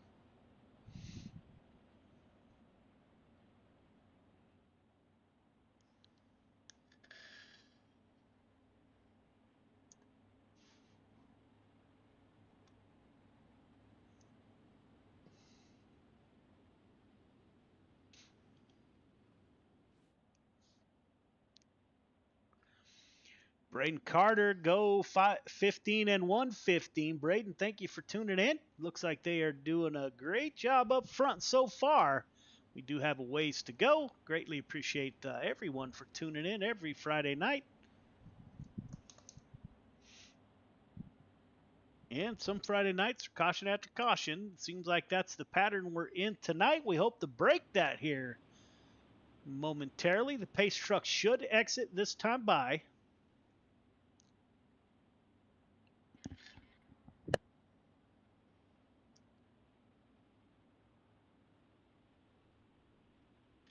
So Cale Smith's mom, Tally, is out in the audience. Says Cale's middle name is not Yarborough, but she did name him after Cale Yarborough. So that's kind of cool. Welcome, ma'am. Welcome back to the show. Michael Carter at the front of the field. The 115 of Cale Smith in P2. Jordan LaFawn, P3. Those three cars on the high side. The 115 getting a little bit racy. He took a peek. Might be too early to go. We will see here momentarily. Jordan LaFawn now closing in on the back of the 115. 115 into the fence, slows his momentum. That brings the 11 right to his rear bumper.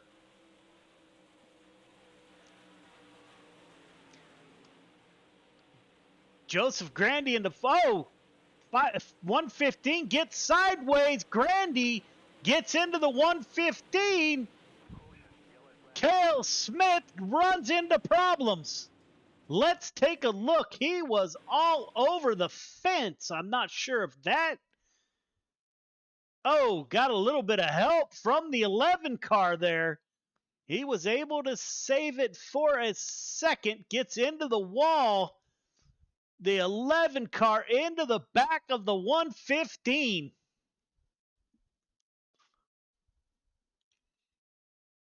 And my disclaimer is I'm a broadcaster. I'm not race control, so we'll get the real call here momentarily. Yeah, I'm seeing the same thing here. 11 giving him a bump.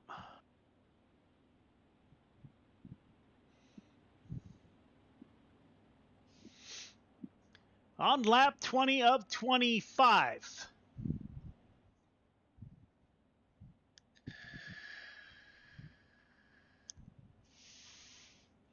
Those two could have made contact anywhere else on the track, and it wouldn't have had the same effect. The entry of the corner there.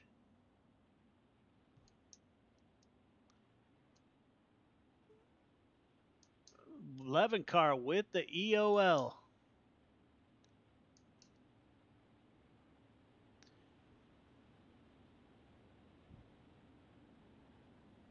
That will put Joseph Grandy and Michael Vitale in your top three.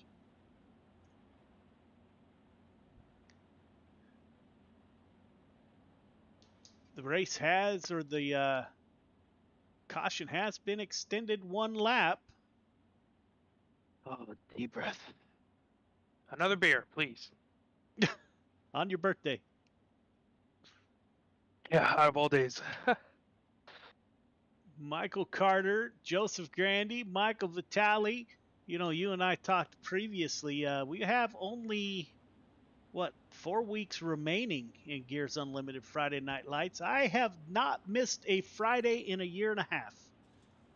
So, actually, now that I'm looking at it, I'm kind of looking forward to a little bit of a break.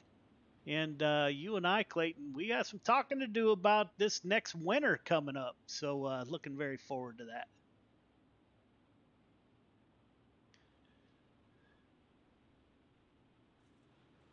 Back under green, Michael Carter, Joseph Grandy, Michael Vitale.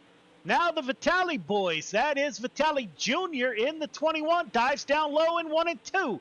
Can he get a run off the bottom side? No, sir. 213. Caution comes out once again.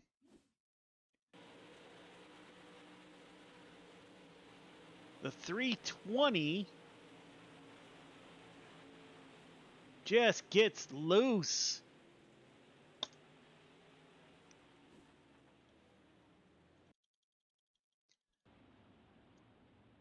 Chase Dino to the back of the field. So we're trying to wrap this up. Carter, Grandy, Vitale.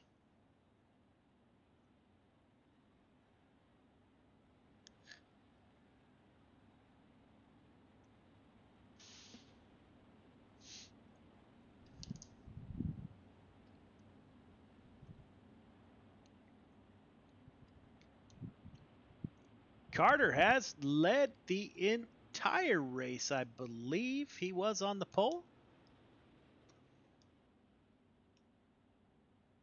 Yes, he was. Joseph Grandy up 2. Vitali Michael is up 3. Anthony Vitali Jr. up 4. Biggest movers. Looks like we got quite a few up 7. Jeffrey Kemper, Anthony Marfulio, and Andrew Harley are all up 7 from their starting positions.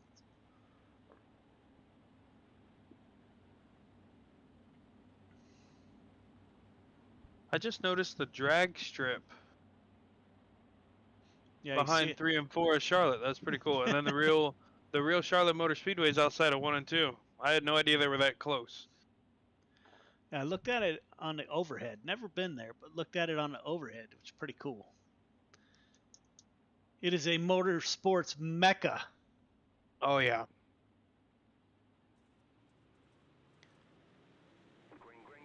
We are back underway. Great restart by Michael Carter. Puts a gap on the field. Joseph Grandy, Michael Vitali, Anthony Vitali Jr. on the bottom side in that 21. Makes contact with Jeffrey Kemper. Oh, we got a car over. Luke Hines crashed.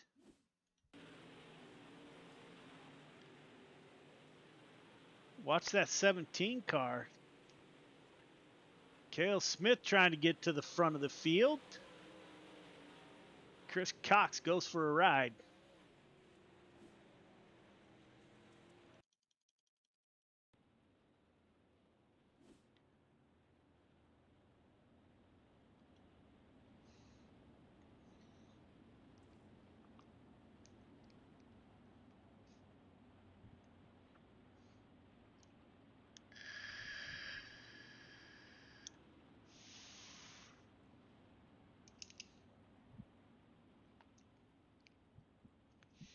Again, it looks like we're still doing okay on time. Hope to interview the top 3. We're on lap 21 of 25. We should get the 1 to go this time by.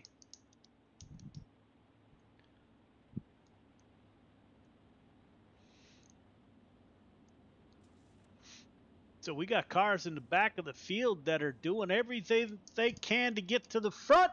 Little bit of haste back there.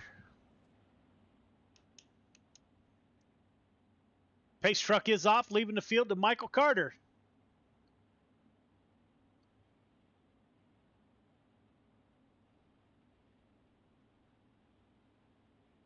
On lap 21 of 25, coming to lap 22 of 25. Great restart by Carter. Grandy Vitali, your top 3. Jeffrey Kemper finding the bottom.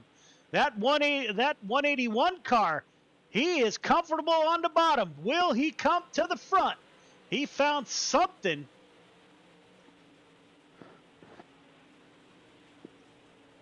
Battling it out side by side with that 21 car. I don't know what the 181.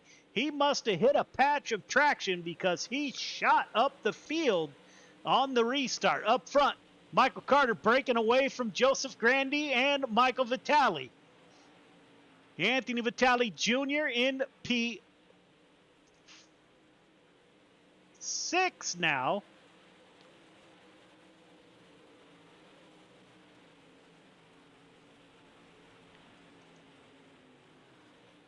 Michael Carter in P1, coming off a turn 4, the 15 for the win.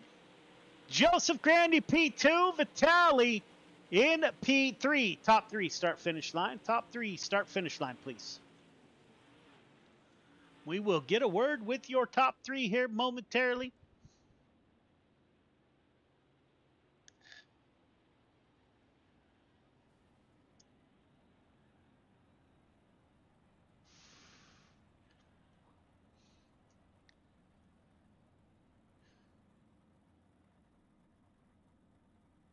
All right, fellas, that'll work.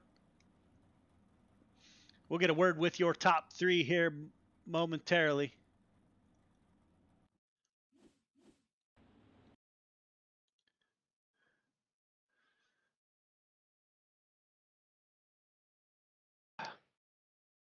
We'll wait for Michael Vitali. He's in there. Michael Vitali in the 213, moves up 3 from his starting position. Michael, this is Joe. You got me? I got you, Joe. Man, great run. That car looked great. We're looking at the front of that 213, man. She's a little dinged up, but Yeah, a little bit. but you got it done. Walk us through your night in the 213 here at Charlotte.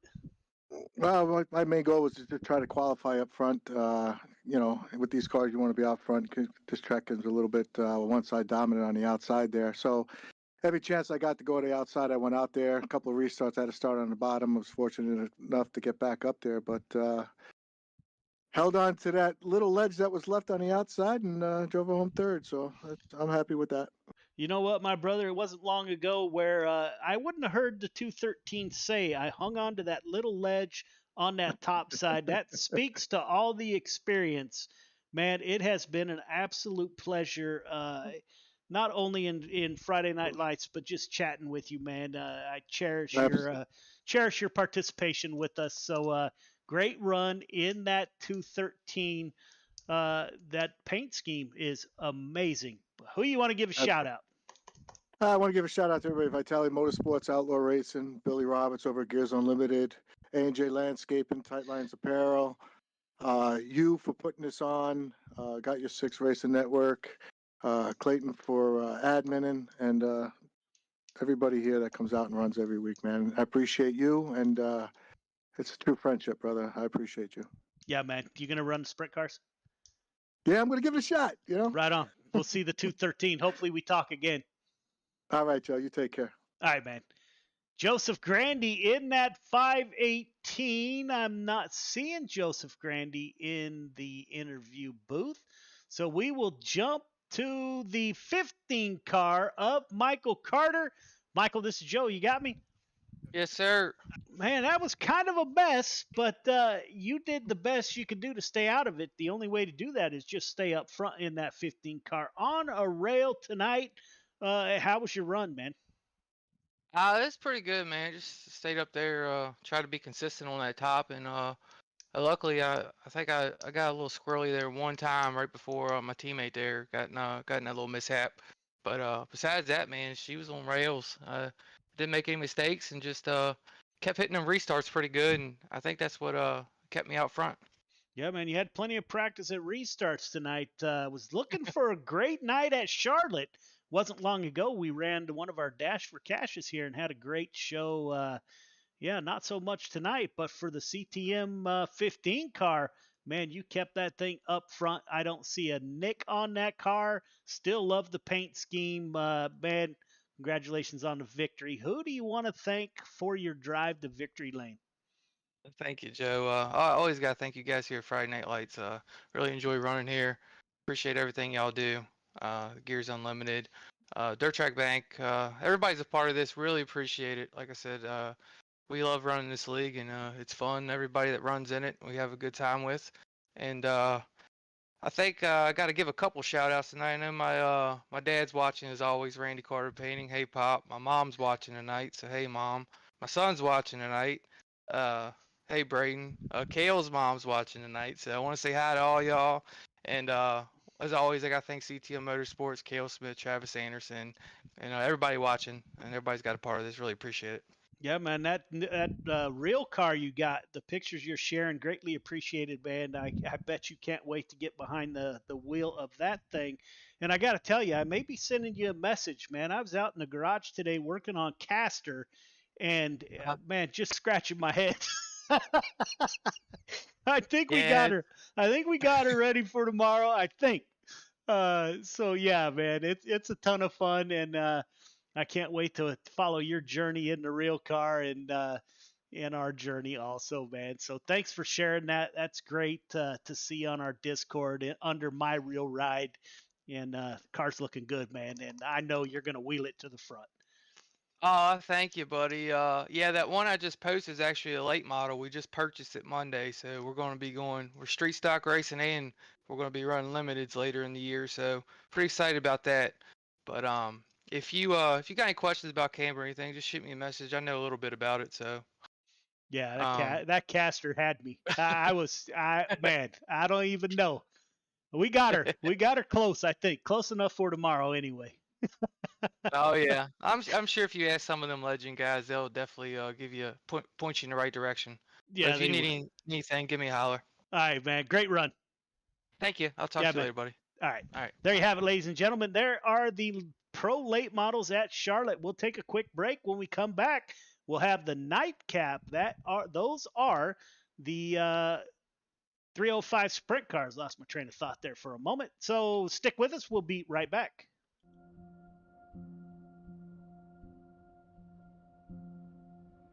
Soldiers, sailors, airmen and women enlist in the armed forces for many reasons, including a sense of duty, patriotism, the adventure, travel, and adrenaline.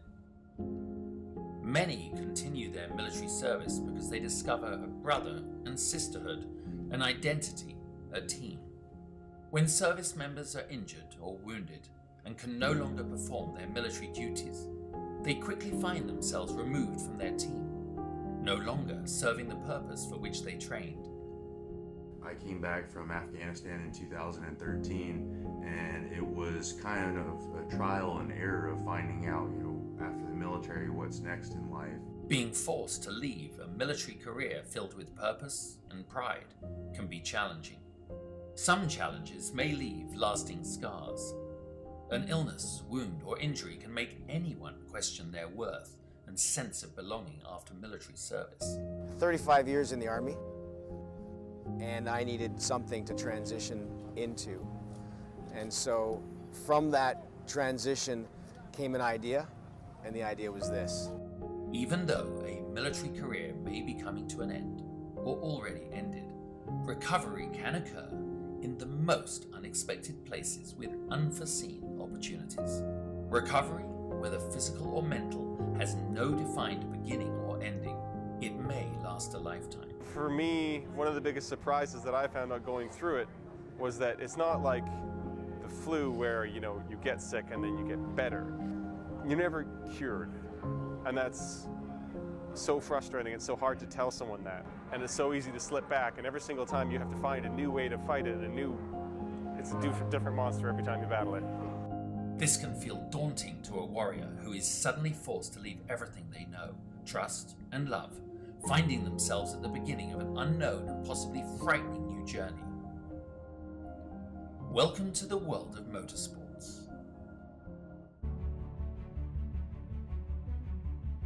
We're in the right place at the right time in our lives to be able to take these guys that are wounded and put them in front of people that can actually show them that there is a camaraderie, there's a brotherhood within the motorsports industry, that there is potential for career opportunities for them if they have the skill set.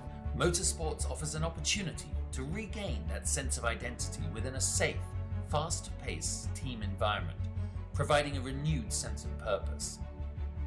It has many facets, all created by teams working together for success on the track. Like in the military, in motorsports, the goal is in accomplishing the mission, winning as a team, collectively celebrating the successes and supporting teammates through the losses. Through motorsport opportunities, Operation Motorsport assists medically transitioning service members and veterans with discovering new ways of achieving a renewed sense of hope, purpose, and pride. Besides the basic brake changing, oil changing, tire rotation, I've actually learned how to assemble and disassemble some engine parts, change some axles, do some alignments and stuff. So give it a try. You never know. This was nothing that I expected. I did not expect to be fully suited, jumping over a wall while cars are going 100 and something miles an hour. From motors to media, tires to tickets, and hot laps to hospitality. Operation Motorsport provides beneficiaries the chance to become immersed within professional motorsports and provides them with the opportunity to find out firsthand what captivates their imagination and interest. These opportunities provide an avenue of discovery within the motorsports immersion or diversionary therapy programs, all within the Excite, Engage, and Empower recovery programs. Operation Motorsport also offers virtual engagements and recovery opportunities through an iRacing league, engaging beneficiaries in a safe, competitive environment from the comfort and safety of their home. Meeting other like-minded people service members and veterans on the virtual racetrack, opening the doors to Motorsport Academy programs that prepare beneficiaries for their first encounters at the racetrack, and possibly leading to a day when they can get behind the wheel. A team environment's a perfect place for people like us to kind of get back into some kind of normalcy when you go through a lot when you get medically discharged. And it kind of sucks and you put through the ringer, but I feel like what Operation Motorsport's doing is just something that's just really valuable. Operation Motorsport prides itself in keeping beneficiaries engaged after the race weekend, throughout their recovery and beyond, through our recovery programs, or as a member of the 22 pit crew.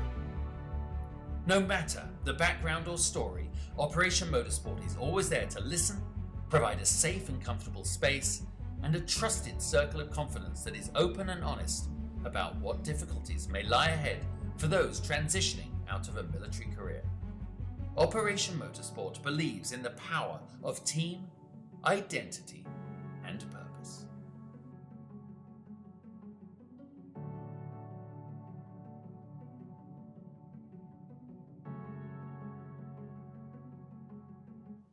History repeats itself. History is always happening over and over again.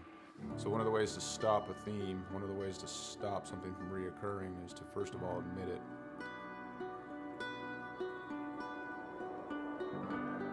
It didn't take long for us to quickly realize that there was power behind Mission 22, power behind its brand, power behind its message, and power behind its people that represented it. All right, my friends, day 19 of 22, the 22-day push-up challenge.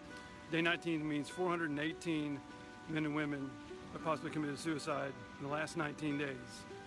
I went and looked up my ship, the USS Rushmore. More people who have killed themselves by now than ever served on our ship at one time in just 19 days. 19, 20, 21.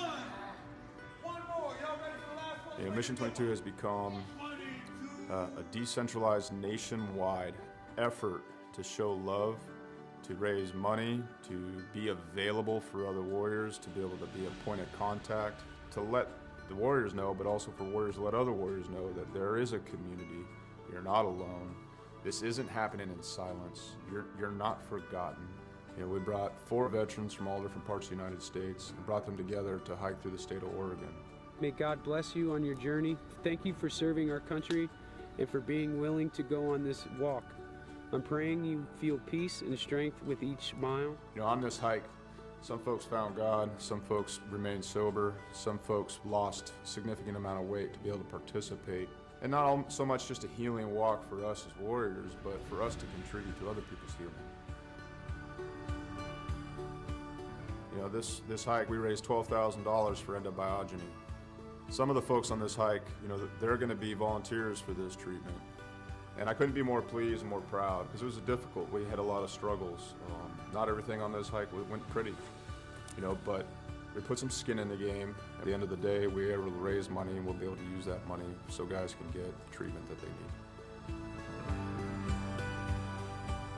The War at Home Monument is an example of our social impact, of our awareness, of our permanent fixture to do the work that we can't always do, to always remind us of what we've lost and what we will lose if we don't reconcile it. What we've done is taken 20 different veterans with their families' permission and used them as a silhouette to cut out of a 3,000-pound plate of steel.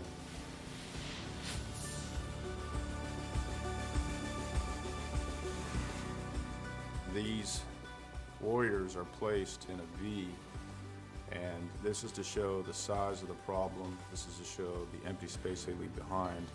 And it's also to be a constant reminder of what happens when we don't listen to the stories of the warriors that fought in our name.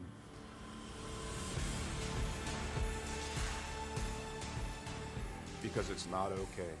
It's not okay that everyone didn't know about veteran suicide. It's not okay that these things were a secret or left unsaid. Welcome back, ladies and gentlemen. It is time for the nightcap. That's the 305 Sprint cars. Cars are out on the track practicing up. Wildby Boys top of the board in practice. Matt Grimm P1, Caden Berry P2. So looking for a good 30-lap main event. Tonight's race brought to you by A&J Custom Creations. We will call the drivers off the track. I'll drive, I think here, let me set up my, yeah, we're good. All drivers clear the track. All drivers clear the track, please.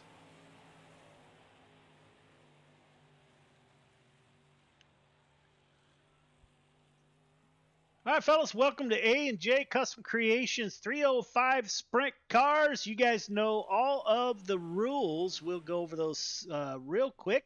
If you finish on the podium, don't forget photo and interview. Bring out 2 cautions. You're DQ'd for the night. Intentional contact, never acceptable.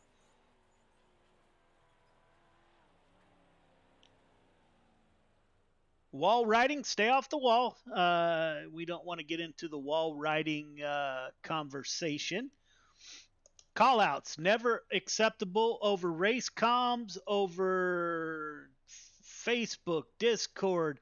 No derogatory comments towards the staff of Gears Unlimited Friday Night Lights or another driver in the field. Blinking, first time warning, second time EOL, third time you'll be asked to park it for the night.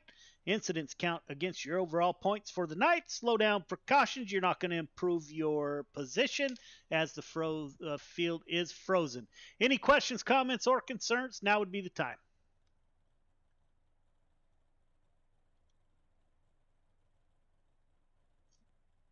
All right, fellas, none heard. Let's put on a great show to end the night here at Charlotte. Good luck.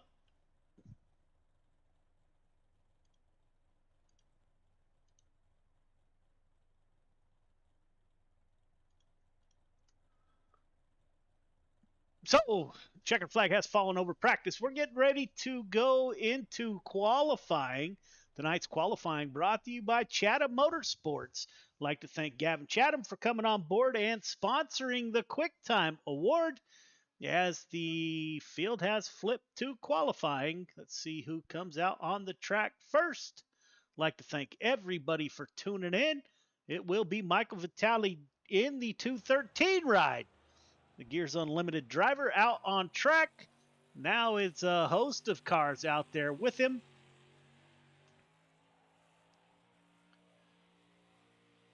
Coming off of turn 4, heading for the flag stand and his first time lap. Clock has started over the 213. Samuel Bachman in the 007 on the clock. Kurt Schatzer, my teammate in the dirt track bank, number 18. He's taking time. James Ingram is with us in that 40 machine, driver out of Georgia. Michael Vitale, top of the board.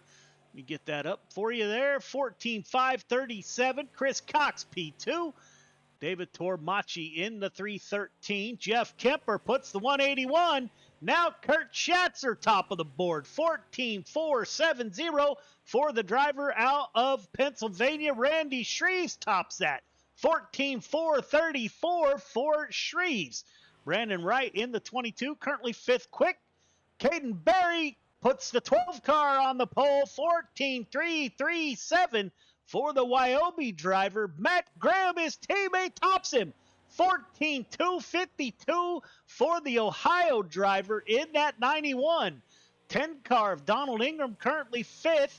14.492. Brian Dickens in the 122. Driver out of North Dakota, 3rd quick. 14.380 for Dickens.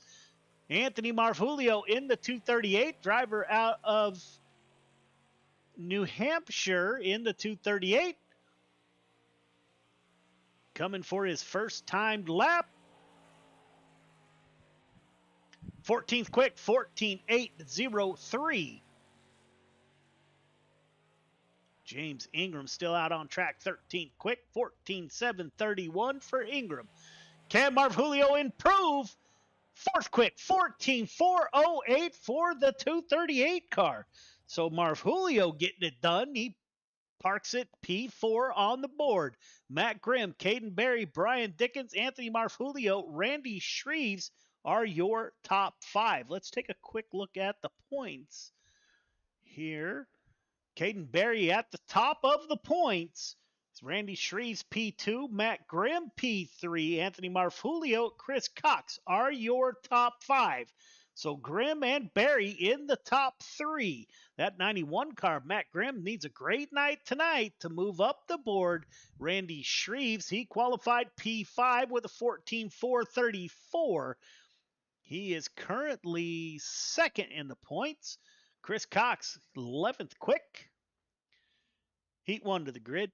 Matt Grimm, Brian Dickens on the front row of heat number 1. Randy Shreves, Donald Ingram in row 2. Brandon Wright, Chris Cox in 3. David Tormachi, Luke Hines in row number 4. All right, leader, you know the drill. 1.5 car length behind the pace truck, please. Everybody else, once you get the 1 to go, tighten it up. Half car length between yourself, the car in front of you. All starts on leader. Everyone else, do not jump the start. Do not pass before the start finish line. Got 8 laps to get it done. Everybody heading to the feature. Congratulations to the 91 of Matt Grimm for the Chatham Motorsports Quick Time. $10 to your account, sir. Race hard, race clean. Good luck.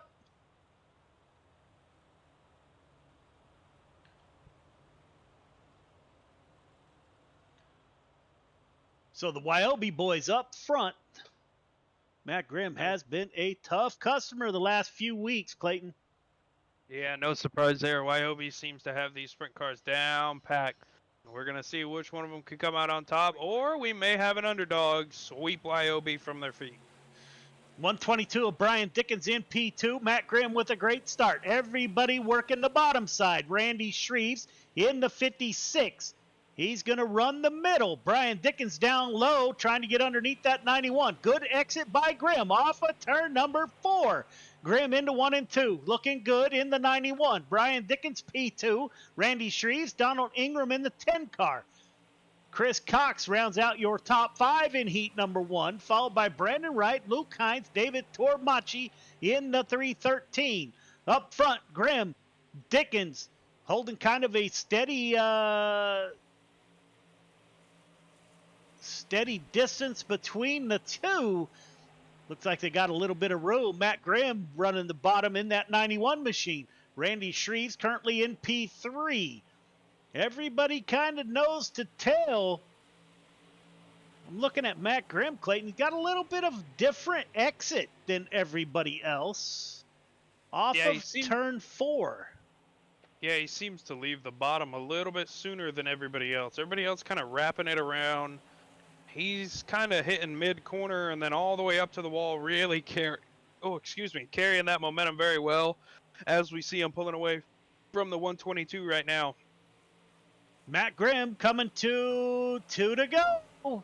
Wyobe Racing at the front of the field. Brian Dickens, P2. Randy Shreves, P3. Donald Ingram, P4.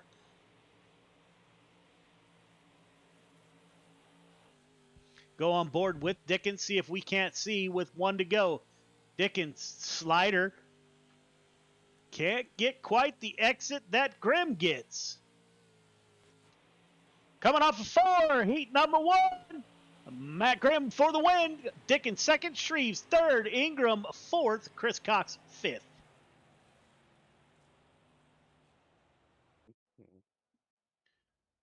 Heat 2 to the grid. Heat 2 to the grid, please.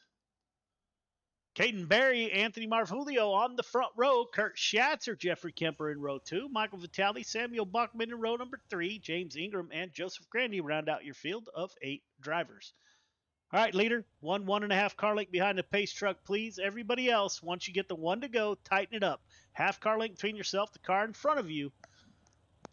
Restart is on leader. Everyone else, do not jump the start. Do not pass before the start finish line. Got 8 laps to get it done. Everybody heading to the feature. Race hard. Race clean. Put on a great show. Good luck. So, New Hampshire front row. Anthony Marfulio and Caden Berry. I believe they actually race or did race at one time in the same division or something. I can't remember. They used to be a team.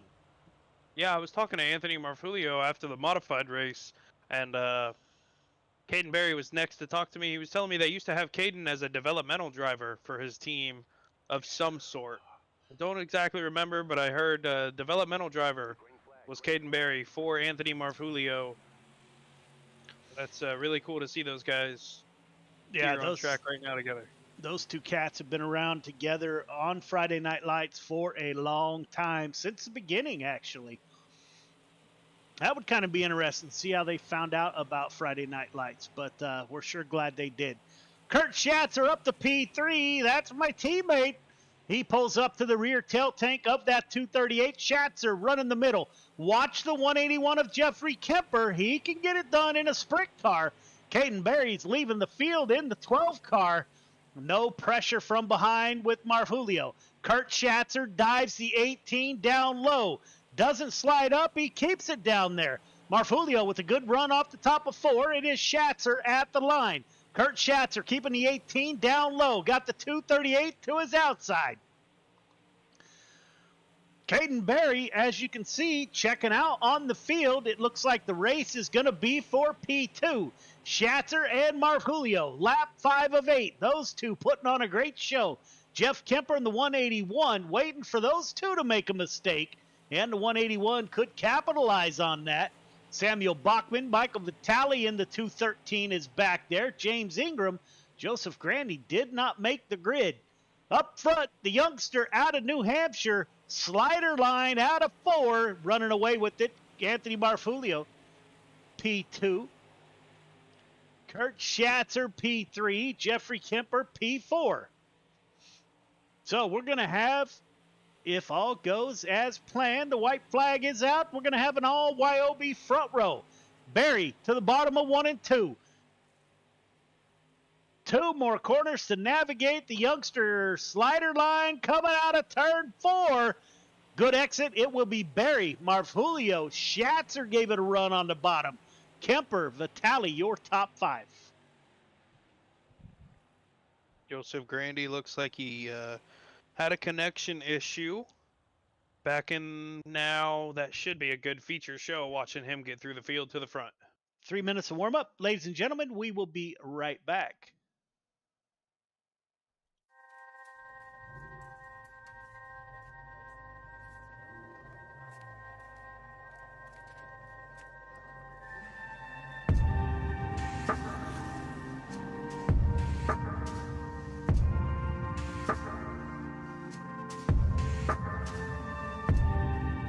Biggest thing is getting the word out, awareness of Mission 22, the struggle as it is to fight PTSD and suicide.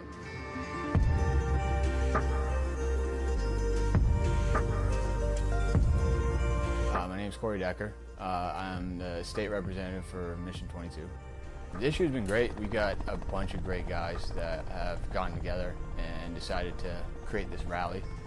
The word's getting out, and it's turning into quite an event where we can actually help a lot of veterans.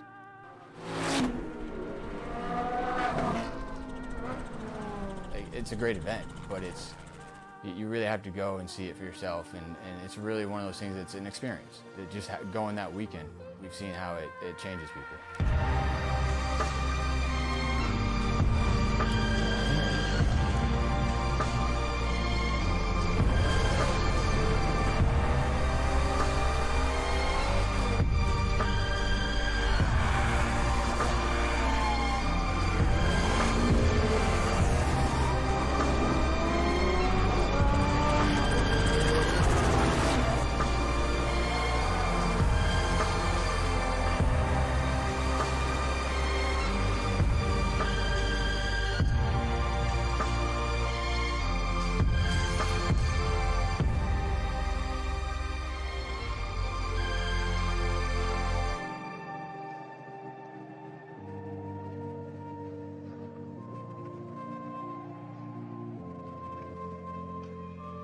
When people hear Till Valhalla Project, the first thing they might think of is our shirts.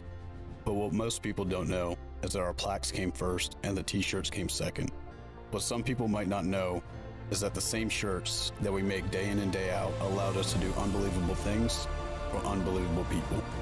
Whether it's donating our proceeds to reduce veteran suicide or gifting handcrafted memorial plaques to the families of fallen heroes, these t-shirts simply stand for honor and freedom, 2 words that wouldn't exist without our heroes.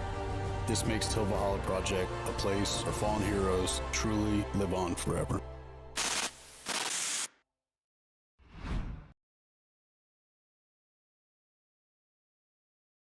Welcome back, ladies and gentlemen. Sprint cars out on track. Let's take a look and see who's at the top of the board.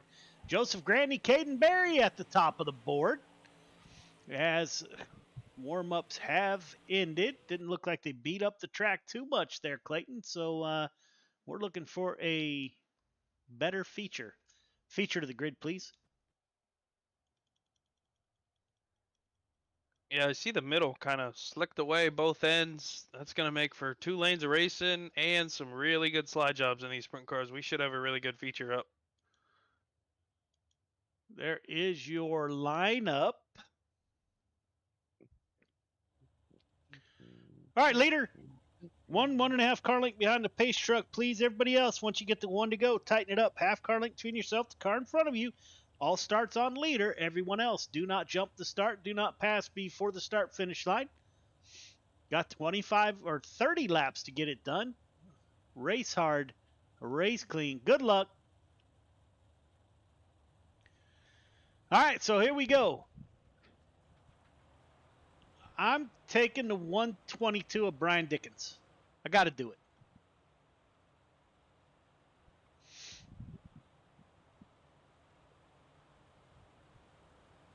Brian Dickens rolling off the inside of road number 2. You can't count out the 238 of Anthony Marfulio. He's a prior sprint car champion, but that front row is going to be tough. That's who I'm going to go with. I got the 238 of Anthony, going to get it done. Oh, green flag is out. 91 of Matt Grimm to the lead. Caden Berry, P2. Brian Dickens dives to the bottom. He's got Randy Shreves with him and Donald Ingram. Dickens underneath the 238. Slider coming, line from the 238. It is Marfulio. Caden Berry, it looked like, makes the pass for the lead on his teammate. Matt Grimm returns the favor. 91 back to the point. Slide job coming. Gets to the outside. Berry down to the bottom in turn number 1 and 2. He'll stick the landing. Matt Grimm with the crossover. We could see this all race long. Berry on the high side. Matt Grimm slides up to the outside. 91 and 12 car. Wyoming boys breaking away from the field. Anthony Marfulio in the 238 settles into P3. Brian Dickens, Randy Shreves back there with him. Oh, that was close. I'm not sure what happened up front. Caden Berry got a little bit sideways. Grimm will not slide. Berry to the point in the 12 car. Anthony Marfulio, Randy Shreves, Kurt Schatzer, Brian Dickens. Good show. Chris Cox on the bottom in the 515 underneath the 181 of Jeffrey Kemper. Donald Ingram battling it out with Michael Vitale. Good race so far. We are nose to tail. A few cars ducking out of line. Up front, Caden Berry. The Wyoming boys are not done yet. Matt Grimm runs the slider line, falls in line behind that 12 car.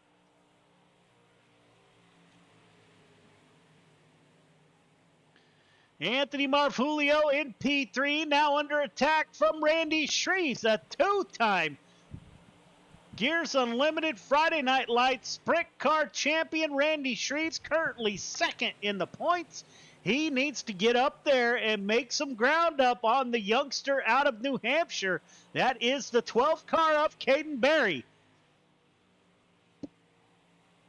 Berry looking for another great night in points in that 12 car. Matt Grimm, P2. Anthony Marfulio, P3. Top 2, breaking away from the field.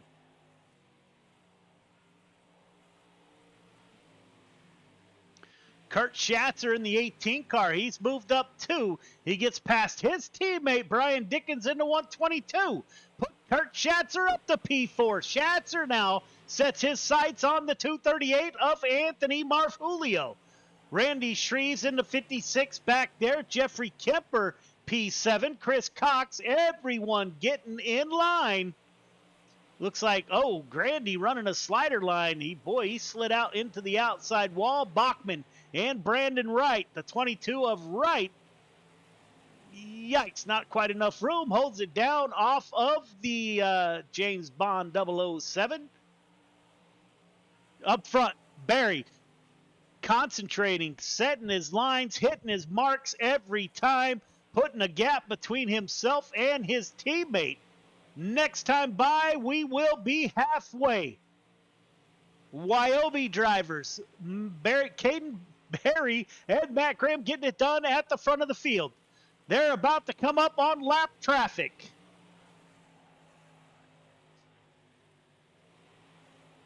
"40 car, those are the leaders behind you, sir. 40 car, those are the leaders. Hold your line."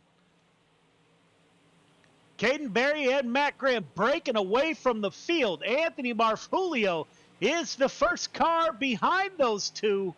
Now Randy Shreves is making a move. Shreves making a move underneath the 122 of Dickens. Dickens dives down low in the 122, kind of run the middle there. As Kurt Schatzer pulls up to the tail tank of the 238, looking for a podium. The 18 car right to the rear tail tank of the 238. Schatzer dives it down low. Coming off a turn 4, crossover from Marfulio. It will be Schatzer at the line. 238 of Marfulio slider, crossover coming from the 18. Kurt Schatzer will slide to the outside. The two make contact. Schatzer loses his roof. And it comes back. It comes back. The two make contact. Schatzer is around.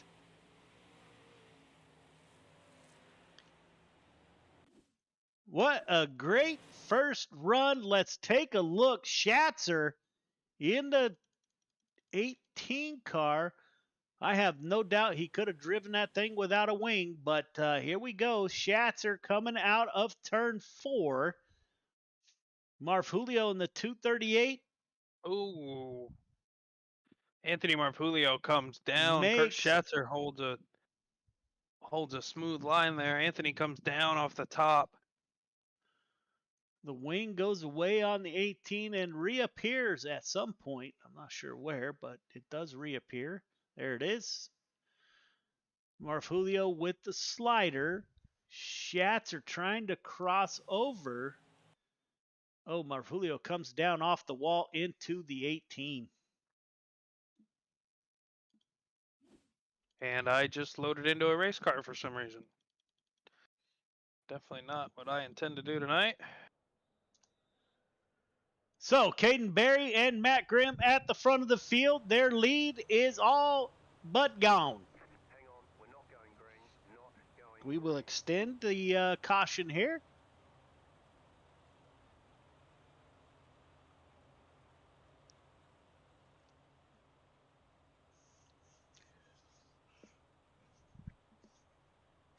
YLB Racing has been on a tear in Gears Unlimited Friday Night Lights. Must be something in the water.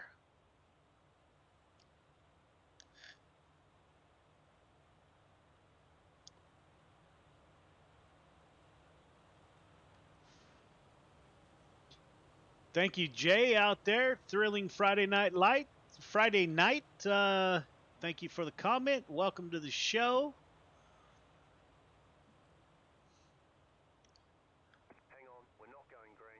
Leader, once the pace truck comes back out, close up just a little bit on the pace truck, please. Caden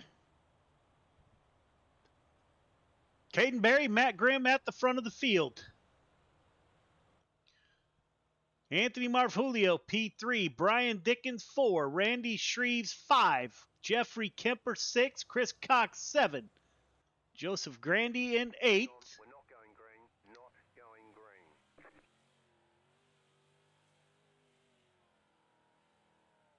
Take a good look at the Wyobe boys. For all of our fans, I'm not sure how many we have tuned in from down in the Australia, which is where Wyobe Racing comes from. If you have tuned in, Greatly appreciated, and your team is putting on an amazing show at the front of the field. All your sponsors we hear from every week. Greatly appreciate everyone tuning in. Special thanks to those of you down under. I'm not real sure what time it is, but greatly appreciated. I think it's about noonish over there. Noon in Australia. Well, their team is up front. Looks like it would be Saturday at noon. Great time to sit back and watch. 1:22 p.m. over there right now. Australian/New Zealand team put on a show at Gears Unlimited Friday Night Lights. Caden Berry at the front of the field. Matt Grimm. Uh-oh, here we go. Slide job coming from the 91 of Grimm. Berry into the wall a little bit. It will be Berry at the line. Nose to nose on lap 22 of 30. Good line by Berry. Hits the wall on exit. Yikes. Matt Grimm, Caden Berry, both down low. Contact. Can Berry recover? Matt Grimm to the point in the 91. Teammates made contact. Berry's going to fall back to P4. He went from P1 to P4. Teammates getting after it. Now Matt Grimm opens up a lead over Brian Dickens in the 122. Caden Berry fighting back in that 12 car. 12 car coming back to the front of the field. He slides the 56 of Randy Shreves. Side by side, Shreves is not going to let him get down to the bottom, but Berry back up to P3, the youngster from New Hampshire, fighting back to get back to the front. Brian Dickens in the 122 between him and his teammate, Matt Grimm, who has checked out on the field.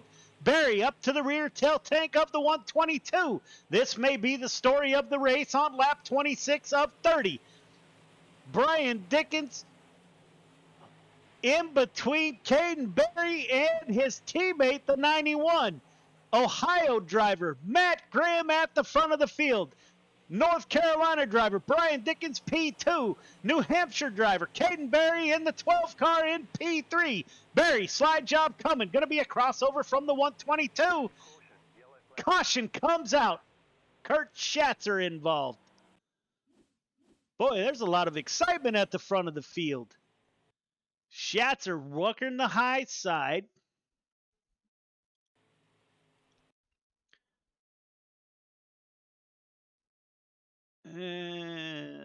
One coming up, one coming down.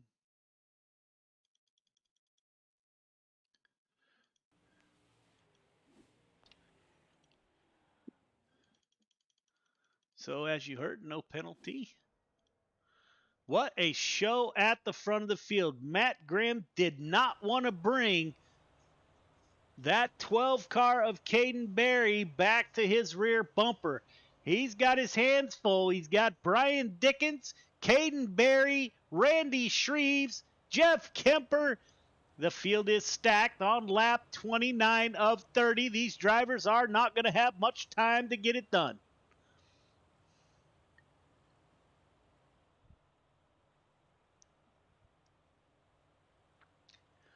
Lights should go off on the pace truck this time by.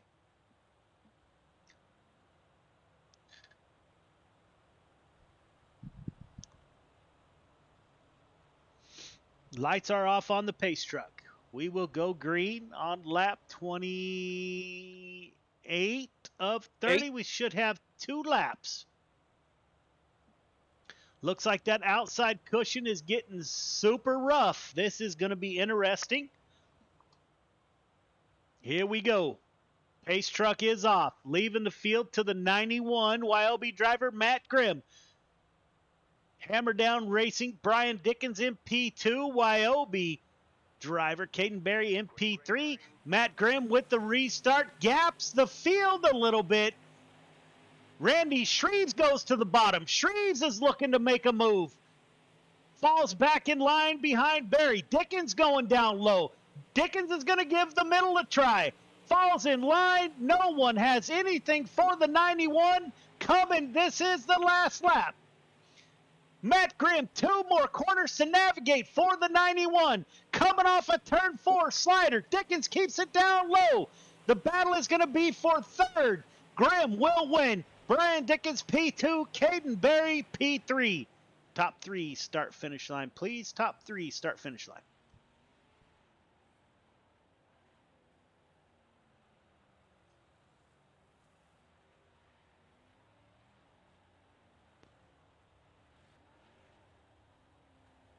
We will get a word with your top 3 here momentarily.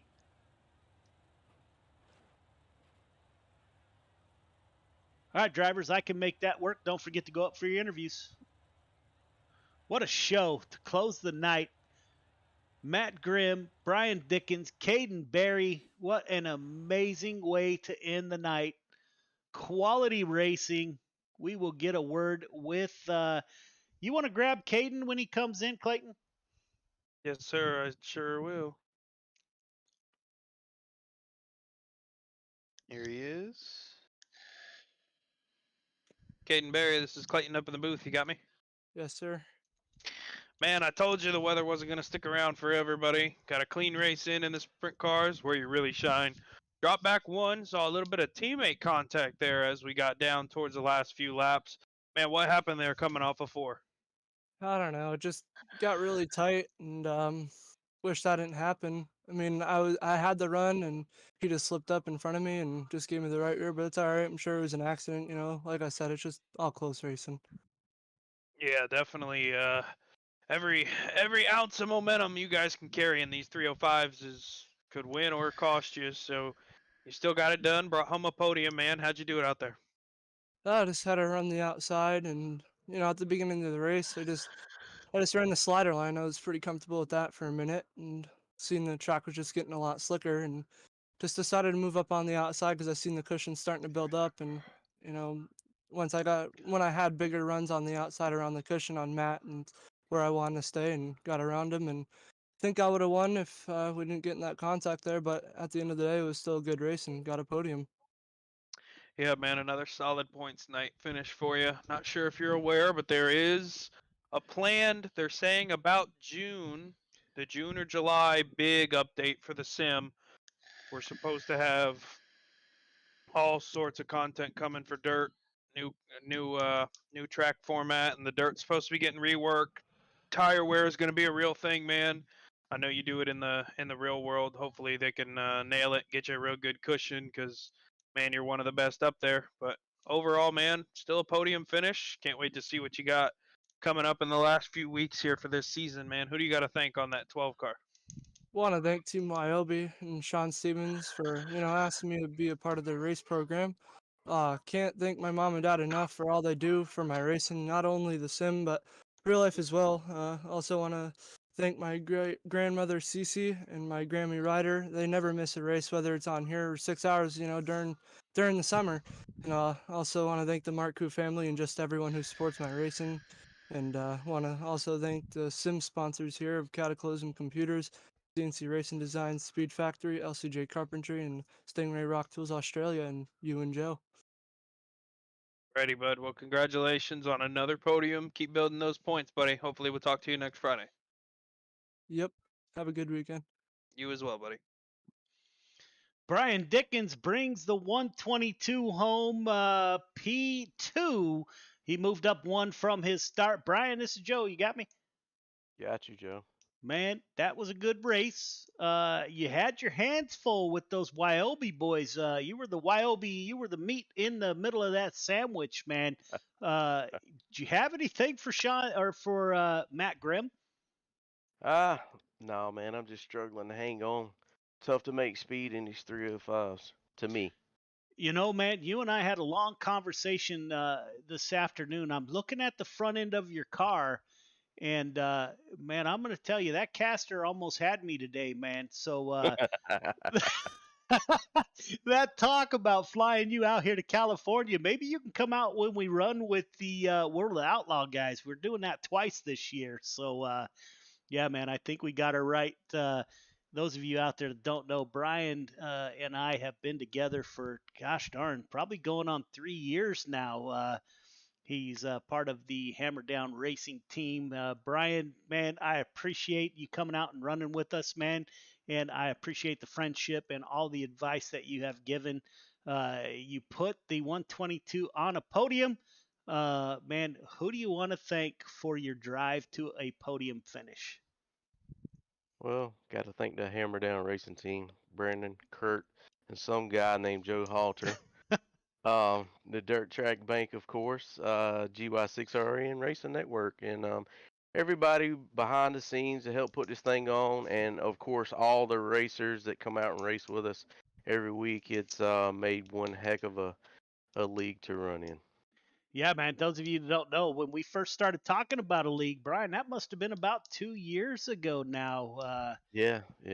Man, it was sketchy at times, and now here we are at the end of the deal. Right, we're gonna wrap up here in week 13, but we do have some special stuff planned for possibly next winter. So, man, for the past 3 years, I greatly appreciate all your support for sure. And you, Joe, for putting this on every week. It's an amazing task to take on. Thanks. Yeah, man. We'll see you in California with a caster gauge in your hand. Absolutely. All right, brother. Have a good weekend. You too. All right, man. Clayton, you got our winner. Yes, sir, I do. Matt Grimm is Clayton up in the booth. You got me? Yeah, I got it. Man, start on the pole, finish on the pole, finish on the pole. God, I've only had one beer and I'm already slurring. But man, great sprint car race for you there. Saw a little bit of contact with your teammate coming off of 4. Got his side of it, man. What'd you see there coming off of 4? Well, I mean, when he got around me there, he was just up against the wall, and I didn't want to go up there because I wasn't going to get yelled at about it. So I just kind of tried making the bottom work a little bit too long and let him get out there. And I just kind of rode behind him and tried working on things. This car was super loose, and I just kept trying to play with it. Ended up losing a bunch of ground to it, which is I knew I was never going to make it up in a 305. So I just kept searching and hoping for a caution. The entire time I was like, man, if I was out there in the lead, there would be 30 cautions, but he's out there and I ain't even going to get a shot. But luckily we got one and got to trade some more sliders. And he went down. He decided late to go down for the block, in my opinion. And I mean, he knew where I was going. And it looks like he kind of just cooked it in the corner a little hard and got into the wall. But it was good, tight racing and still clean racing between us. And just glad we could come out with a win. Sucks he didn't get second, but a first and third is still pretty good for Wyobe. Yeah, man. 2 on the podium, can't complain. I gotta know. I know you can move the wing back and forth without giving away your secret sauce there in the car. How much are you moving around with that wing during the race? Are you doing it on cautions? Are you doing it down straightaways? I'm not a sprint car guy, man, but I know you can adjust them. Hold on, let me get my notebook out. Hold on. Yeah, let me hit record real quick. Okay, go ahead. I'm gonna be honest with you. I don't move it much, especially in 305, and I had it all the way forward there for most of that race. And that last caution, I was like, man, I gotta try something with how loose this is, and I just clicked it back a notch right before we went green, and it seemed to help out a lot. All the way forward. Okay. Alrighty. That's saved, man. Who do you got to thank on that 91 for another win? I got to thank all the guys at Wyobe, especially Sean and Lockie and all the guys who do a lot for the team, and all the guys over at Catalysm Computers, CNC Race Designs, Speed Factory, LCJ Carpentry, and Stingray Rock Tools Australia. Awesome, man. Well, congratulations on another win, brother. Wish you the best of success here in the last few weeks. And hopefully we're talking to you again next Friday. So, man, I got a question real quick. So, Matt, you talked about the 305 sprint cars, and you've heard Clayton and I dropping hints about this coming up winter.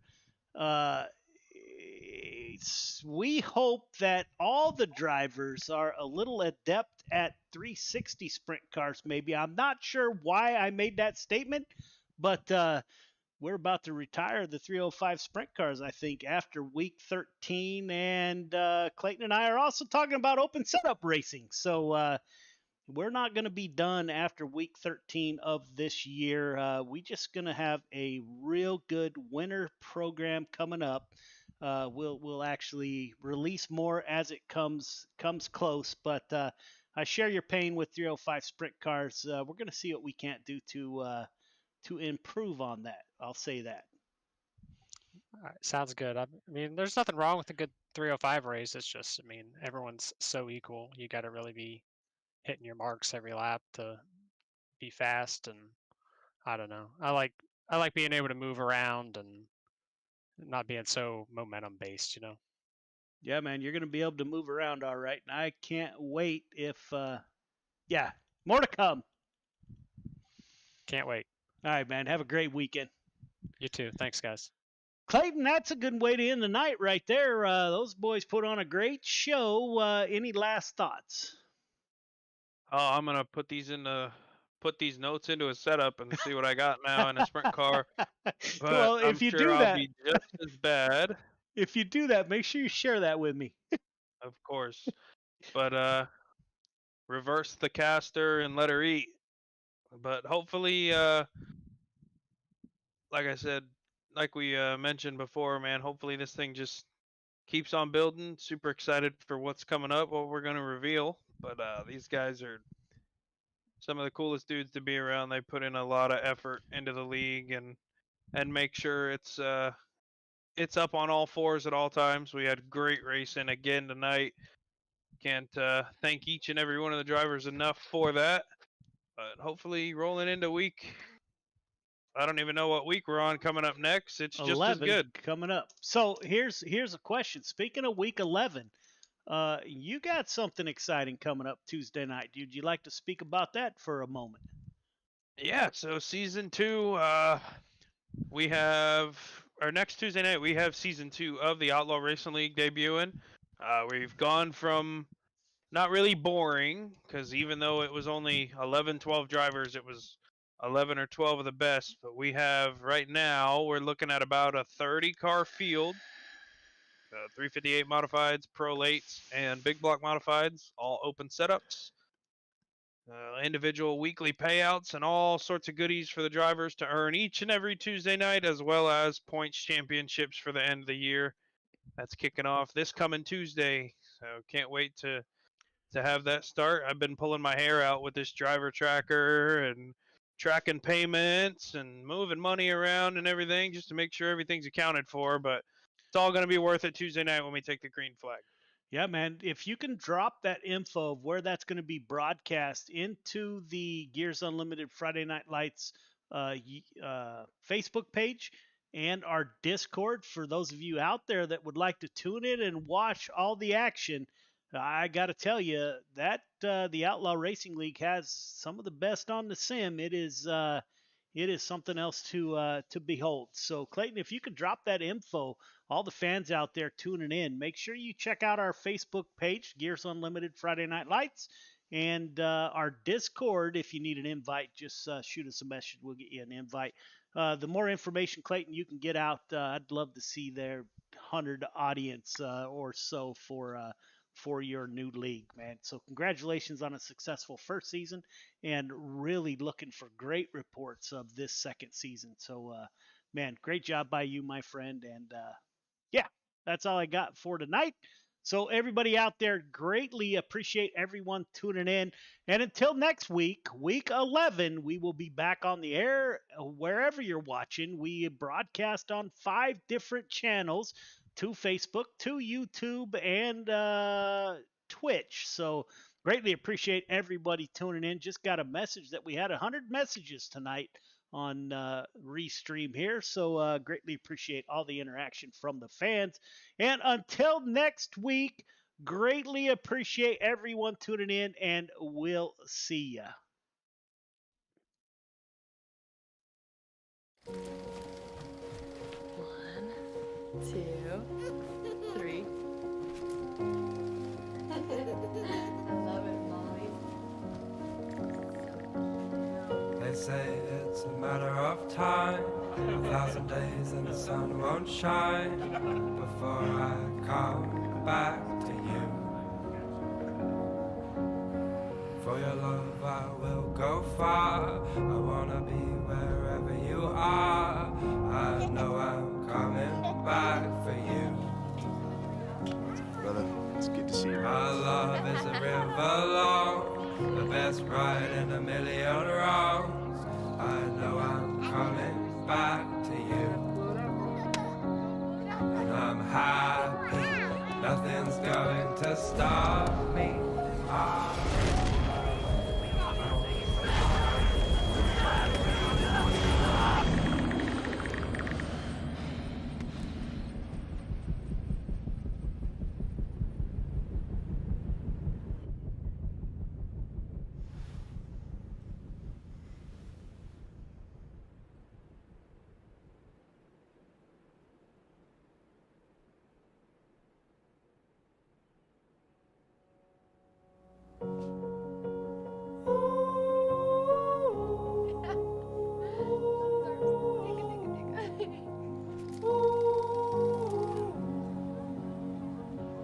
And I'm happy, nothing's going to stop me.